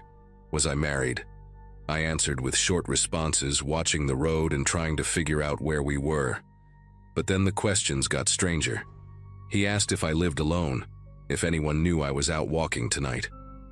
He asked if my family would be worried about me, and when I said yes, he got quiet for a long moment before saying, "That was good, that family should worry about each other."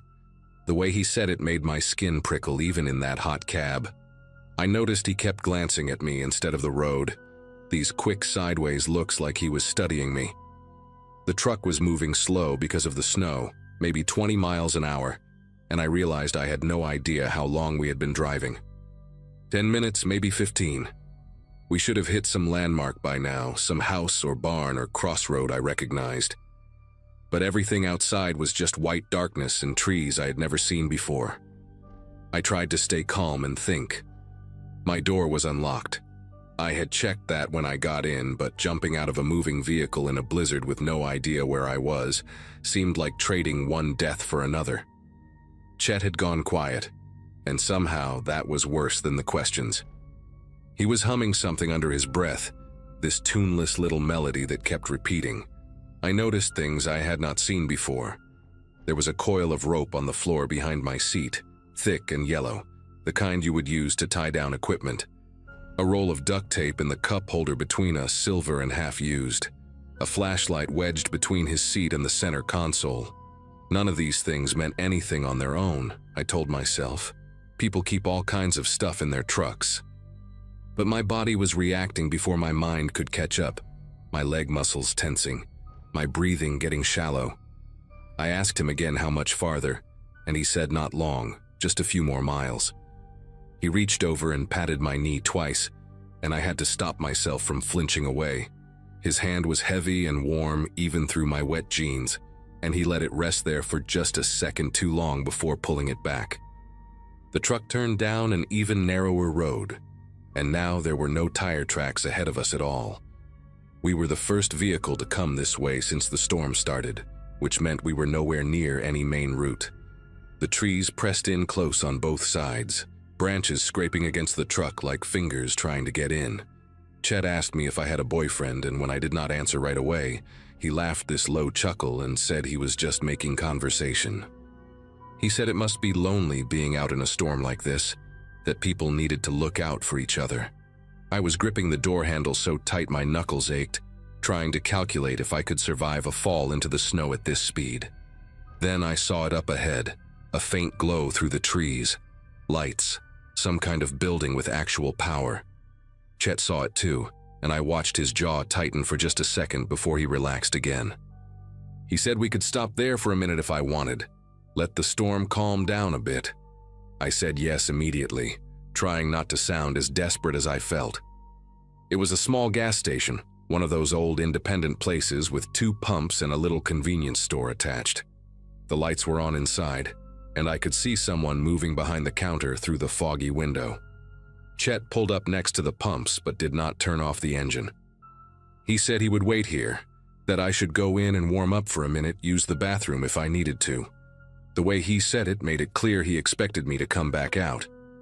I nodded and opened the door, and the cold hit me like a punch after all that time in the heated cab.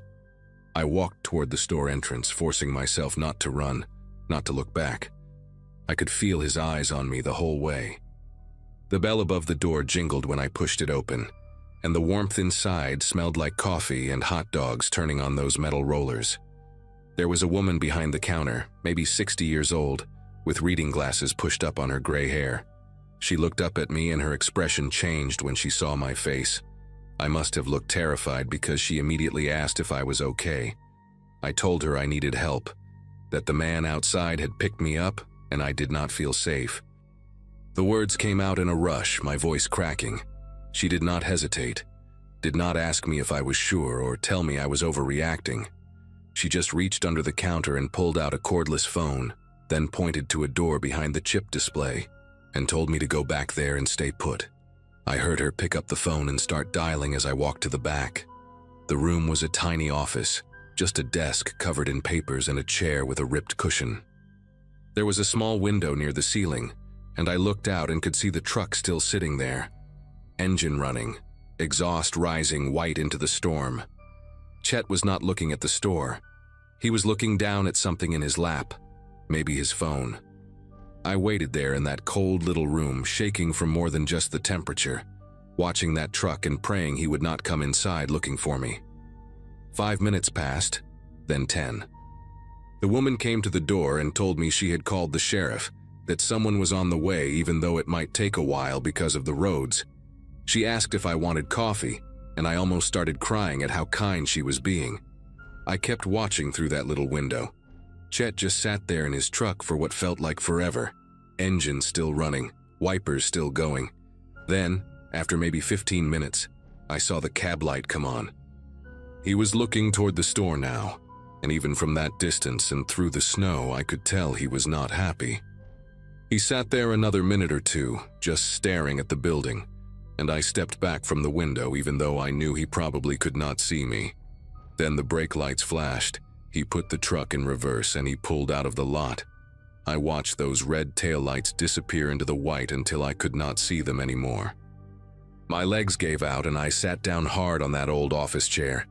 And that is when I finally let myself cry. The sheriff's deputy arrived about 40 minutes later, a younger guy named Whelan, who took my statement and drove me home himself.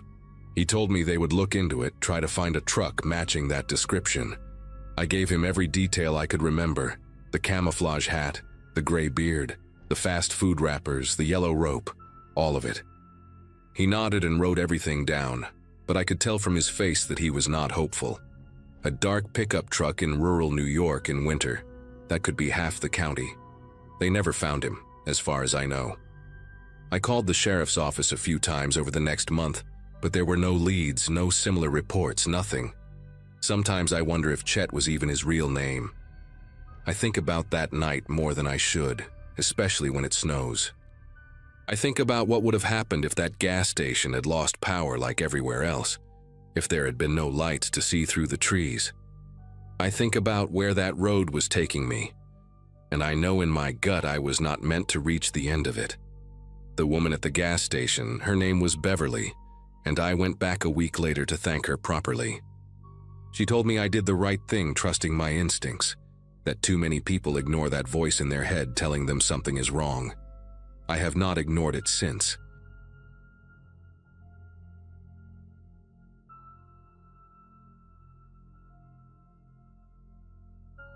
Snow had already begun piling against the porch steps by the time I pulled up to the cabin, and the whole place looked like it had been swallowed by winter.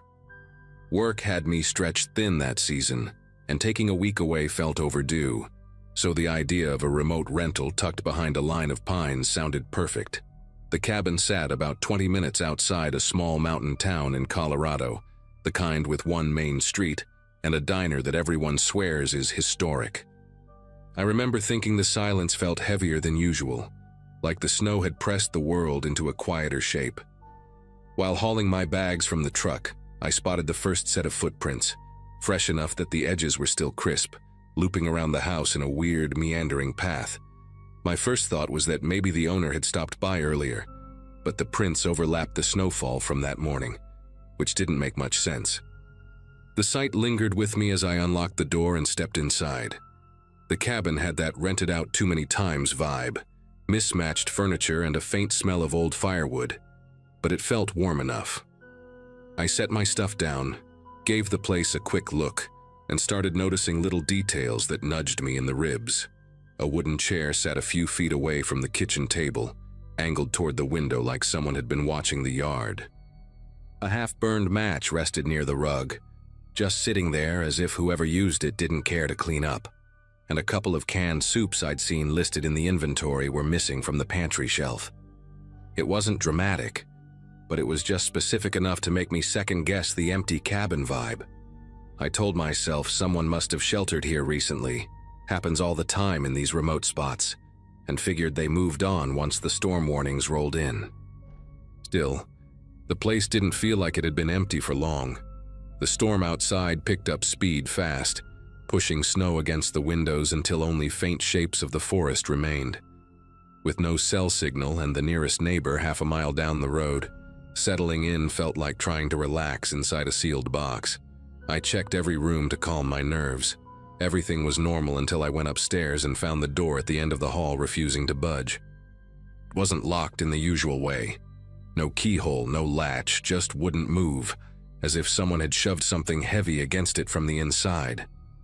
I leaned my ear against the wood, heard nothing, and told myself the old frame had probably swollen from the cold. But that explanation didn't sit right.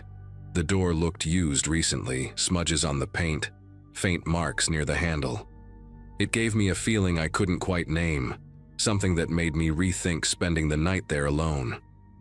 As darkness settled, the storm swallowed whatever sound normally lived in the trees. I made a simple dinner, tried to distract myself with a book, and kept convincing my brain that the cabin was safe. The wind rattled the siding and whistled through gaps near the windows, and for a while, those noises explained everything.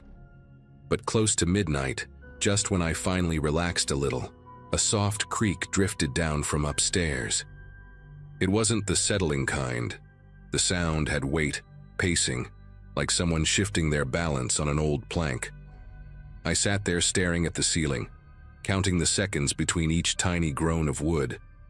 Every few minutes, another one followed, faint and deliberate. The closed-off room, the footprints, the signs of someone eating and sitting here. It all tangled together in my head, and the cabin didn't feel remote anymore. It felt occupied. The next creak came while I was halfway through convincing myself it might be a tree branch brushing the siding. This one had a slow rise and fall to it, the kind of noise a floor makes when someone shifts their weight from one foot to the other. I moved closer to the bottom of the staircase, not because it felt like a good idea, but because sitting still made everything worse. The air on the second floor felt colder, like the warmth from the wood stove couldn't quite climb the steps. I stood there listening, trying to figure out if the sounds had a pattern. They didn't. It was as if whoever or whatever was up there moved only when I got close enough to hear it. I remember gripping the railing and feeling like the house was paying attention to me in a way buildings shouldn't. I ended up dragging one of the heavier chairs in front of the staircase, more for the illusion of control than anything practical. The storm outside didn't let up, and the windows trembled with every burst of wind, making the whole cabin feel restless. I kept thinking about the footprints circling the house, the way they drifted toward the tree line before disappearing entirely. Whoever made them hadn't just walked up, peeked inside, and left. They'd studied the place, circled it, maybe waited. I checked the front and back doors 3 separate times, pushing on them until I felt the frames bow slightly. Each round of checking made the silence between the creaks upstairs feel sharper, the kind of silence you don't want to disturb. Sometime after 1 in the morning, judging by the dim glow of the stove clock, I heard a thump directly above me. Not loud, just confident, like something had dropped onto the floor and rolled slightly before settling. I felt a pulse of adrenaline shoot through me, and I grabbed the nearest object with any weight to it, which happened to be a metal fireplace poker. It wasn't much, but holding it made me feel a little less helpless. I stood beneath that locked door, listening hard enough that my ears rang. No breathing, no shuffling, just the storm, and my own heartbeat pounding way too fast. I decided I couldn't sit around waiting for another noise. I had to see what was behind that door, even if it meant taking the frame apart. The toolbox the owner kept under the kitchen sink wasn't impressive, but it had a flathead screwdriver and a small hammer, enough to pry at the hinges. Going back upstairs felt like pushing into a colder atmosphere, as if the temperature shifted just to warn me off. I knelt beside the door, angled the screwdriver into the top hinge, and started working it loose. Each tap of the hammer echoed down the hallway, sounding way louder than it should have. After a few minutes of prying, I paused to wipe my forehead, and in that split second of stillness, another sound drifted from the other side of the door. Not a creak, not a thump. A soft exhale, steady and controlled, like someone trying to time their breathing with the noise of the storm. That quiet exhale rooted me in place. It wasn't startled or panicked. It felt measured, like someone who knew I was on the other side of the door and had been listening just as intently. I pressed my palm lightly against the wood, as if that could help me sense movement, but the door stayed completely still. The storm outside pounded harder, the wind dragging loose snow across the roof in long, scraping waves. I thought about retreating downstairs, barricading myself in the living room until morning, but the idea of turning my back on that door felt worse than facing whatever was behind it. I steadied my breath and went back to the hinge, chipping away at the metal until it finally gave with a muted snap. The lower hinge followed more easily. With both loose enough, I stood and braced myself to pull the door free. The moment I tugged on it, the wood shifted only a fraction before stopping abruptly, as though something heavy pressed against it from the inside. Not furniture, something softer, less rigid. I froze in that position, fingers curled around the edge of the door trying to figure out if I'd imagined the resistance. Then the weight pressed back, a slow, deliberate push that forced the gap closed again. Every instinct I had screamed at me to run, but my legs refused to cooperate. The push didn't continue. Whoever, or whatever, had responded didn't try to break through, just reminded me that they were there. I stepped away from the frame, keeping my eyes locked on the slight slant of the door now hanging crooked on loosened hinges. The air in the hallway felt colder than the stairwell now, like something had seeped through the cracks. Backing down the stairs became a careful, shaky descent. I didn't take my eyes off the landing until I reached the bottom, and even then, I felt this odd pressure, like the upstairs wanted me back. I dragged the heavy chair again, wedging it under the doorknob as a makeshift barrier. The idea of sleeping became impossible, so I sat by the stove with the poker beside me, watching the faint glow reflect on the floorboards.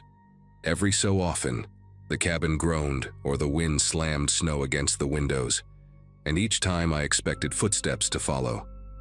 Hours passed without another sound from upstairs, and the stillness didn't bring relief. Felt watchful, like the house had paused mid-breath waiting for me to react. I kept glancing toward the dark stairwell, half expecting a shadow to appear at the top. Around sunrise, the storm finally softened, leaving the world outside buried in fresh snow. I didn't waste a second. I grabbed my bags, threw everything into the truck, and kept the engine idling while I did one last sweep of the cabin from the doorway. The upstairs remained quiet, the crooked door unmoved.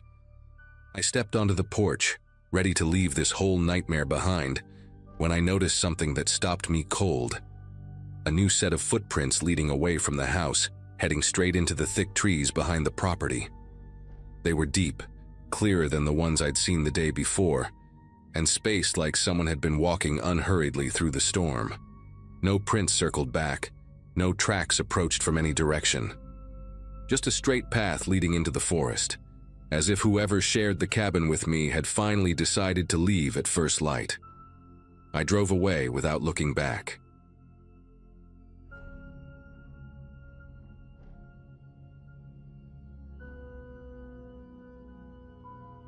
Snowstorms never used to bother me, at least not back when I worked late shifts and was used to driving through just about anything. That day, though, the sky had turned into this churning white wall that felt almost unreal, like someone had shaken a giant snow globe and forgotten to stop. I had just left a small office complex on the edge of town, where I'd been filling in for a coworker, and the wind was coming in sharp bursts that pushed against the side of my SUV hard enough to make it sway. By the time I reached the main road, I could barely make out the traffic lights through the swirling snow. Visibility dropped so fast it felt like the world beyond my windshield had simply dissolved, leaving me in this strange, muffled bubble of white noise. I figured the safest thing to do was pull into the first place I could, which happened to be a shopping center I'd been to a few times. Big lot, easy to navigate, usually empty during storms like that. The moment I rolled in, it felt like stepping into a void. The parking lot lights were on, but the storm was swallowing the glow before it reached the ground. I eased into a spot near the middle, turned on my hazards and let the engine idle so the heater could keep working. Snow was collecting fast on the hood, the flakes drifting sideways in long streaks as if they were being pulled by strings. Sitting there, I kept telling myself it would pass, that I'd wait 10 or 15 minutes, maybe call my sister to kill time. But the quiet was strange, too thick, too absolute, like the storm had created its own kind of silence that made every sound inside the car seem louder than it should have been. I rubbed the inside of the windshield to clear a small patch, trying to see if the outline of the road was any better from this angle. A few minutes passed before headlights appeared behind me. Vague at first through the heavy curtain of snow, they grew more defined, cutting slow arcs of light across the drifts, and then a dark sedan pulled into the lot. At first, I didn't think much of it. Maybe someone else was doing the same thing I was, waiting it out. But the car didn't park normally. It rolled in behind me and stopped at an angle that made my rear-view mirror fill entirely with its headlights. I could feel the brightness pressing against the back of my eyes even when I looked away. It wasn't close enough to tap my bumper, but near enough that I knew I couldn't back out. I waited for the driver to adjust, to pull into one of the dozens of empty spaces around us. But the sedan just stayed there, engine humming steadily, lights cutting perfectly through the storm. After a minute of that, unease started to crawl up my spine. I told myself I was overthinking it, that maybe the driver couldn't see well enough to pull into a spot, or maybe they were waiting for someone in one of the stores. I shifted into drive, planning to move to a different part of the lot, just to have some breathing room. As I rolled forward, the snow under my tires made that crunching sound that only deep drifts make, and I had to steer carefully to keep from sliding. I rounded the next lane and picked a spot near the far end where the lot met a row of dead shrubs. When I glanced in the mirror, I expected to see nothing but swirling white. Instead, the sedan was turning the corner, following my path with this slow, deliberate motion that made the hair on the back of my neck raise. It wasn't slipping, not even a little, while my SUV felt like it was skating on glass. I tried telling myself that maybe the driver had the same idea I did, that they were just trying to find a spot where the wind wasn't hammering the side of their car. But when I pulled into another row and angled myself toward the plowed center lane, the sedan adjusted in perfect sync, gliding behind me with this steady pace that felt intentional. The snow was thick enough that my headlights caught every flake in a frantic blur, yet the sedan's beams cut through the storm like nothing was touching them. I eased forward again, and the tires on my SUV slipped just enough to make the steering wheel shudder.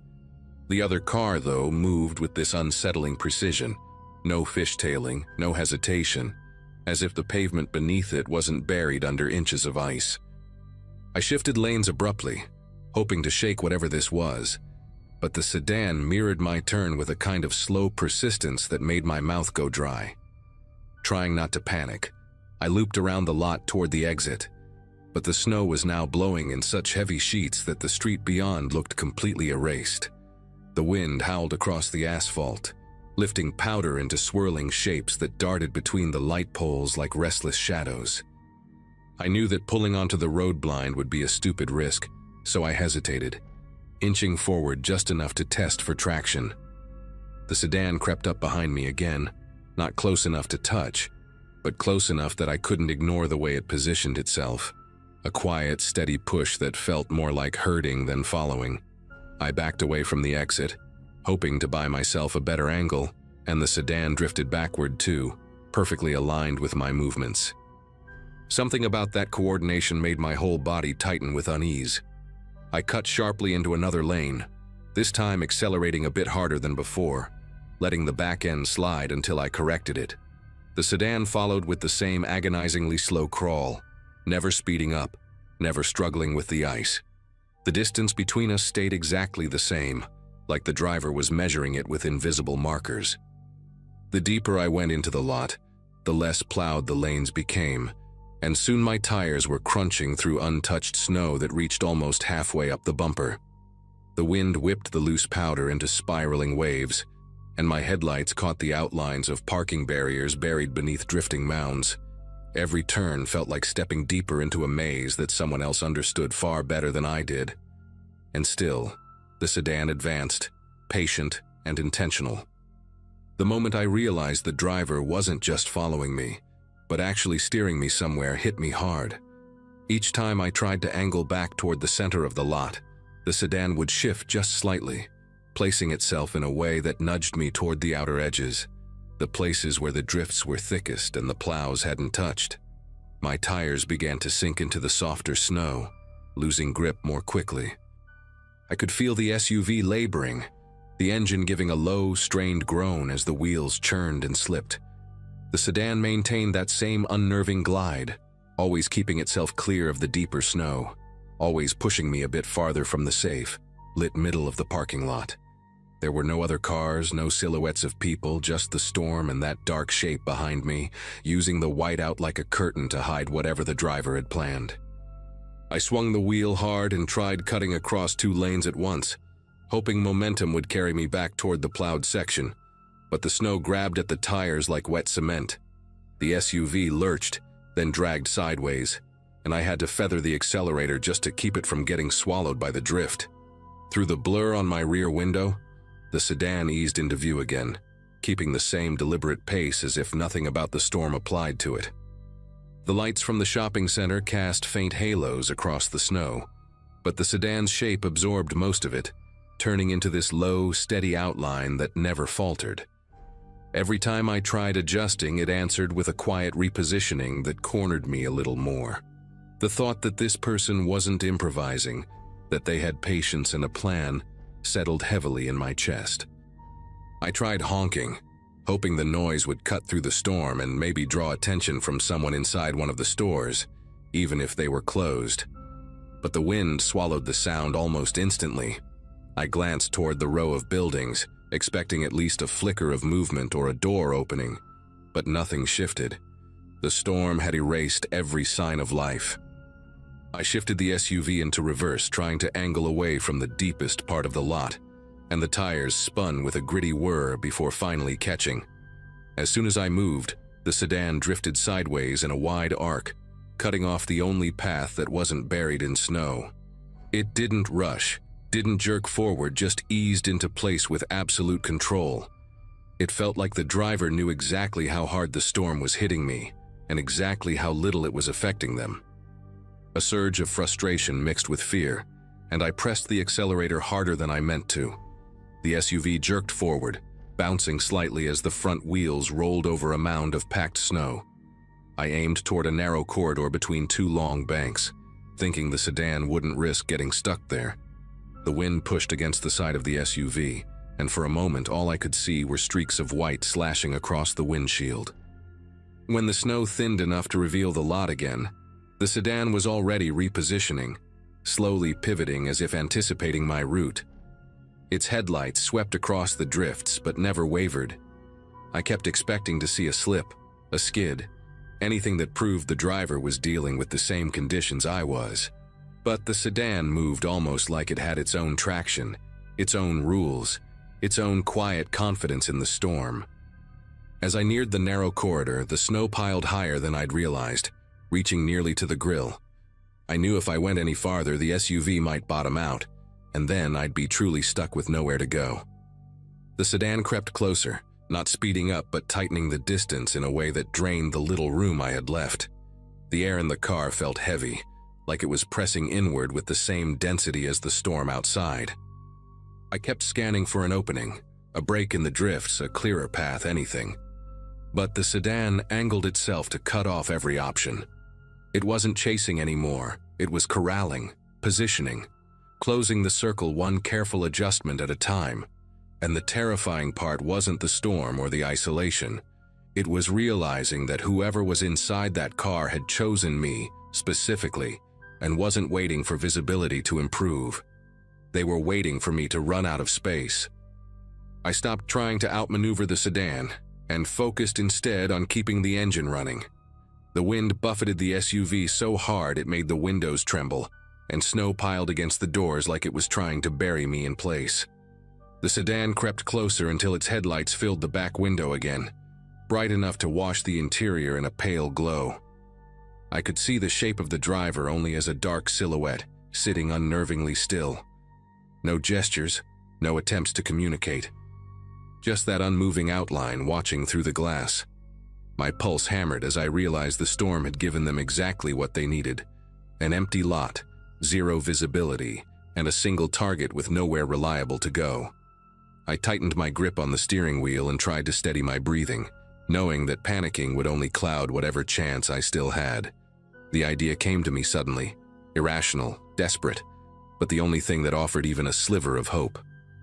If I could reverse straight toward the sedan, not to hit it but to force it to shift position, maybe I could create just enough space to swing around and get back to the plowed section.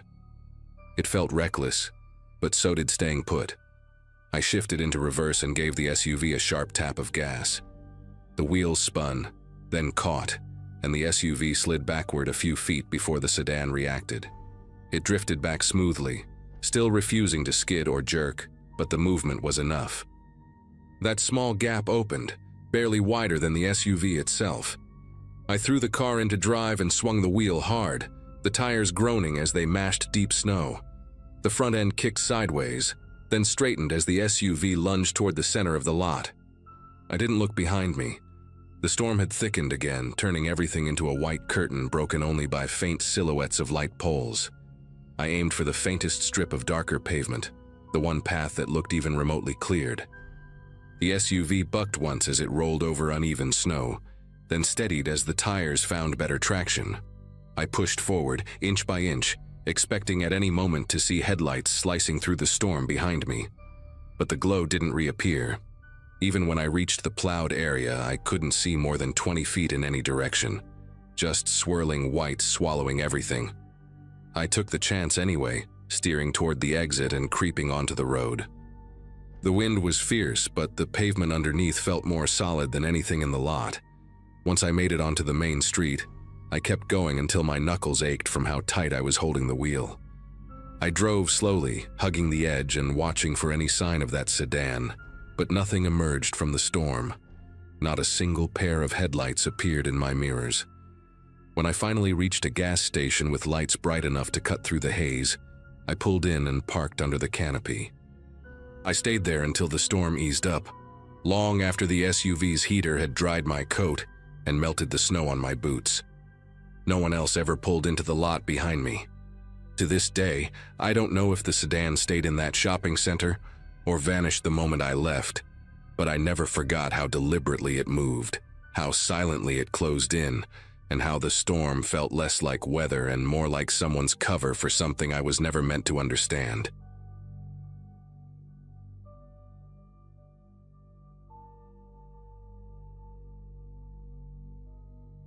Growing up in a small town where storms shut everything down, quiet nights were pretty normal for me. That winter, I was 17, and spending the day stuck at home because the roads had already turned into thick white tunnels by mid-afternoon. My mom was working an overnight shift at a clinic 2 towns away, and my older brother was visiting friends out of state, so I had the house to myself. I planned to ride out the storm watching movies and reheating leftovers. Nothing more ambitious than that. The wind kept rattling the siding in these long, uneven bursts that made the whole place feel older than it really was. I remember checking the weather app every hour, mostly out of habit, watching the alerts pile up like warnings I didn't think I needed to take seriously. For most of the evening, the storm felt like the biggest thing I'd have to deal with. The knocking started sometime after the sun disappeared behind a wall of snow. It wasn't a quick tap or something you'd blame on a loose branch. It came in firm, spaced-out beats, like the person wanted to make sure I heard every single one. At first, I thought maybe a neighbor needed help, even though nobody ever walks around during one of our blizzards unless something's truly wrong. When I peeked through the side window next to the door, a man stood on the porch wearing a food delivery jacket, bright red with a reflective stripe across the chest, the kind you'd notice even in bad weather. He held a takeout bag that sagged on one side, like whatever was inside had shifted too many times. He wasn't shivering, even though the wind was blowing straight at him. When he saw me behind the curtain, he lifted the bag a little and tilted his head, waiting. He called out that he had a delivery for the emergency order placed from this address. His voice carried oddly well through the storm, as if the wind pushed it right up against the glass. I told him I hadn't ordered anything and that no restaurants were running deliveries because of the road closures. He didn't argue. He just said the order came from inside my house, like he was repeating a line someone had coached him to say. The way he stood didn't match the cold at all. He kept his shoulders relaxed, one hand in his pocket like he was waiting at a bus stop instead of standing knee-deep in snow. Something about that calmness in weather that brutal made the air in the room feel heavier. I told him again through the door that he had the wrong place. He didn't move. He didn't respond. He just lowered the bag slowly, as if testing my reaction. Then he stepped off the porch.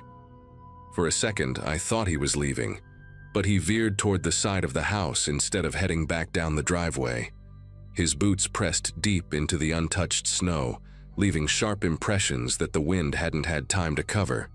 I heard the crunching get closer to the living room windows, and the shape of his jacket brushed past the edge of the blinds. He didn't knock anymore. He just circled, pausing at each window like he was checking for weak points. I turned off every light I could reach, hoping darkness would make him go away, but the sound of his steps kept drifting from one side of the house to the other. At one point, something tapped lightly against the kitchen window, not loud enough to break anything, but deliberate enough that I knew exactly who it was.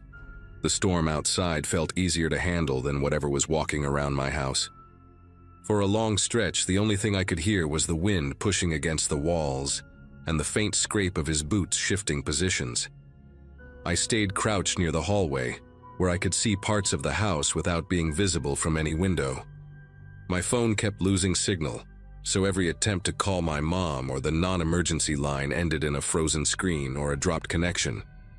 The outage made the house unnervingly quiet between gusts, the kind of silence where every small noise snaps into focus. At one point, I thought he had finally left because the footsteps stopped completely.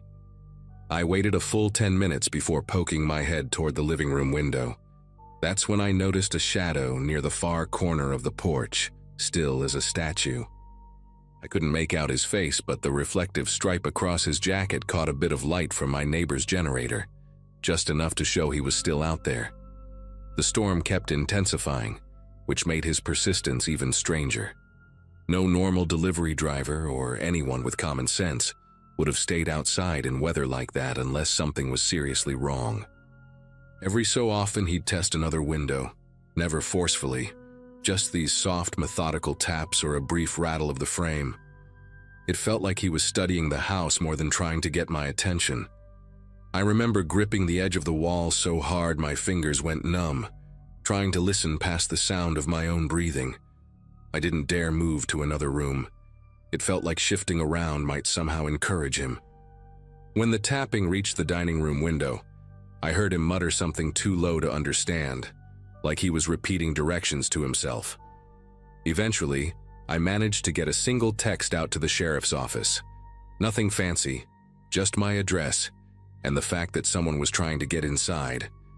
I never got a confirmation that it sent, but it was the only thing I could think to do. Minutes after that, the sounds outside changed.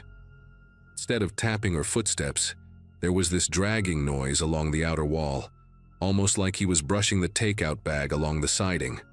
When it reached the back door, something nudged the metal just hard enough to shake it in the frame.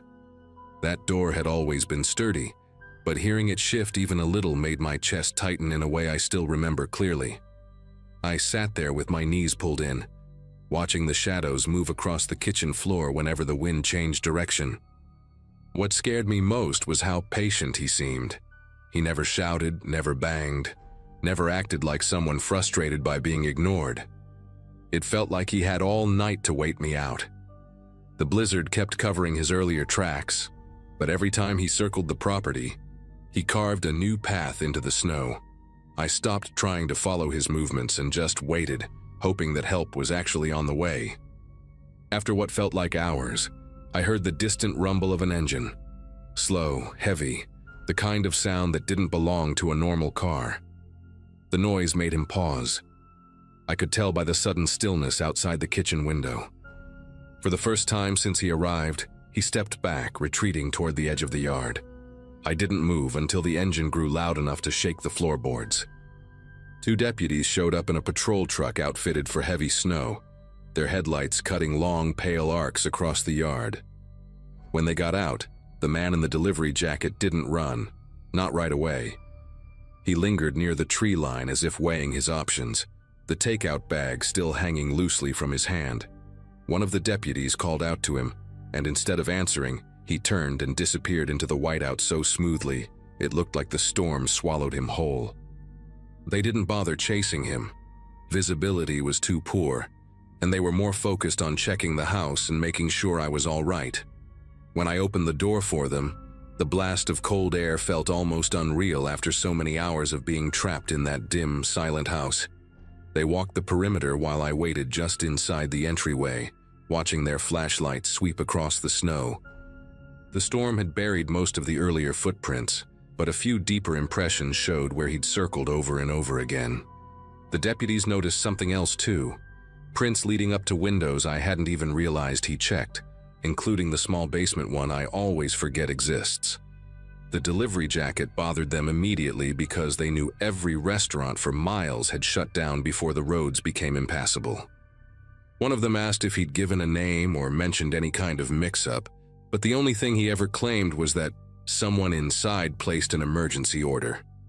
Hearing that phrase repeated by someone else made it sound even stranger than when he'd said it himself. They stayed with me until the storm eased enough for their dispatcher to confirm other reports. Apparently a man wearing various delivery jackets, different colors, different brands, had tried approaching several houses that night. In some of those cases, homeowners heard him trying door handles or sliding something along the window frames. Nobody had opened their doors either, mostly because nobody was expecting food in the middle of a blizzard. The deputies suspected he'd been targeting places where cars were gone or lights were low, hoping someone might panic and let him inside. Knowing it wasn't just me he approached made the whole situation feel bigger than a random misunderstanding, like he'd planned a route through the storm. By morning, the snow had settled, and the world outside looked clean and untouched, as if nothing had happened. But their tire tracks and the faint remains of his footprints were enough to remind me otherwise. The sheriff's office never caught him, at least not that I ever heard. Still, after that night my mom replaced every lock, added motion lights, and had me keep the house phone plugged in at all times. The deputies told us I'd done the right thing by refusing to open the door, especially with someone impersonating multiple delivery services. Even now, whenever a winter storm rolls in, I can't help glancing at the windows more than I need to, listening for sounds I hope I never hear again. Nothing like that has happened since, but the memory of that man calmly circling our house will probably stay with me for the rest of my life.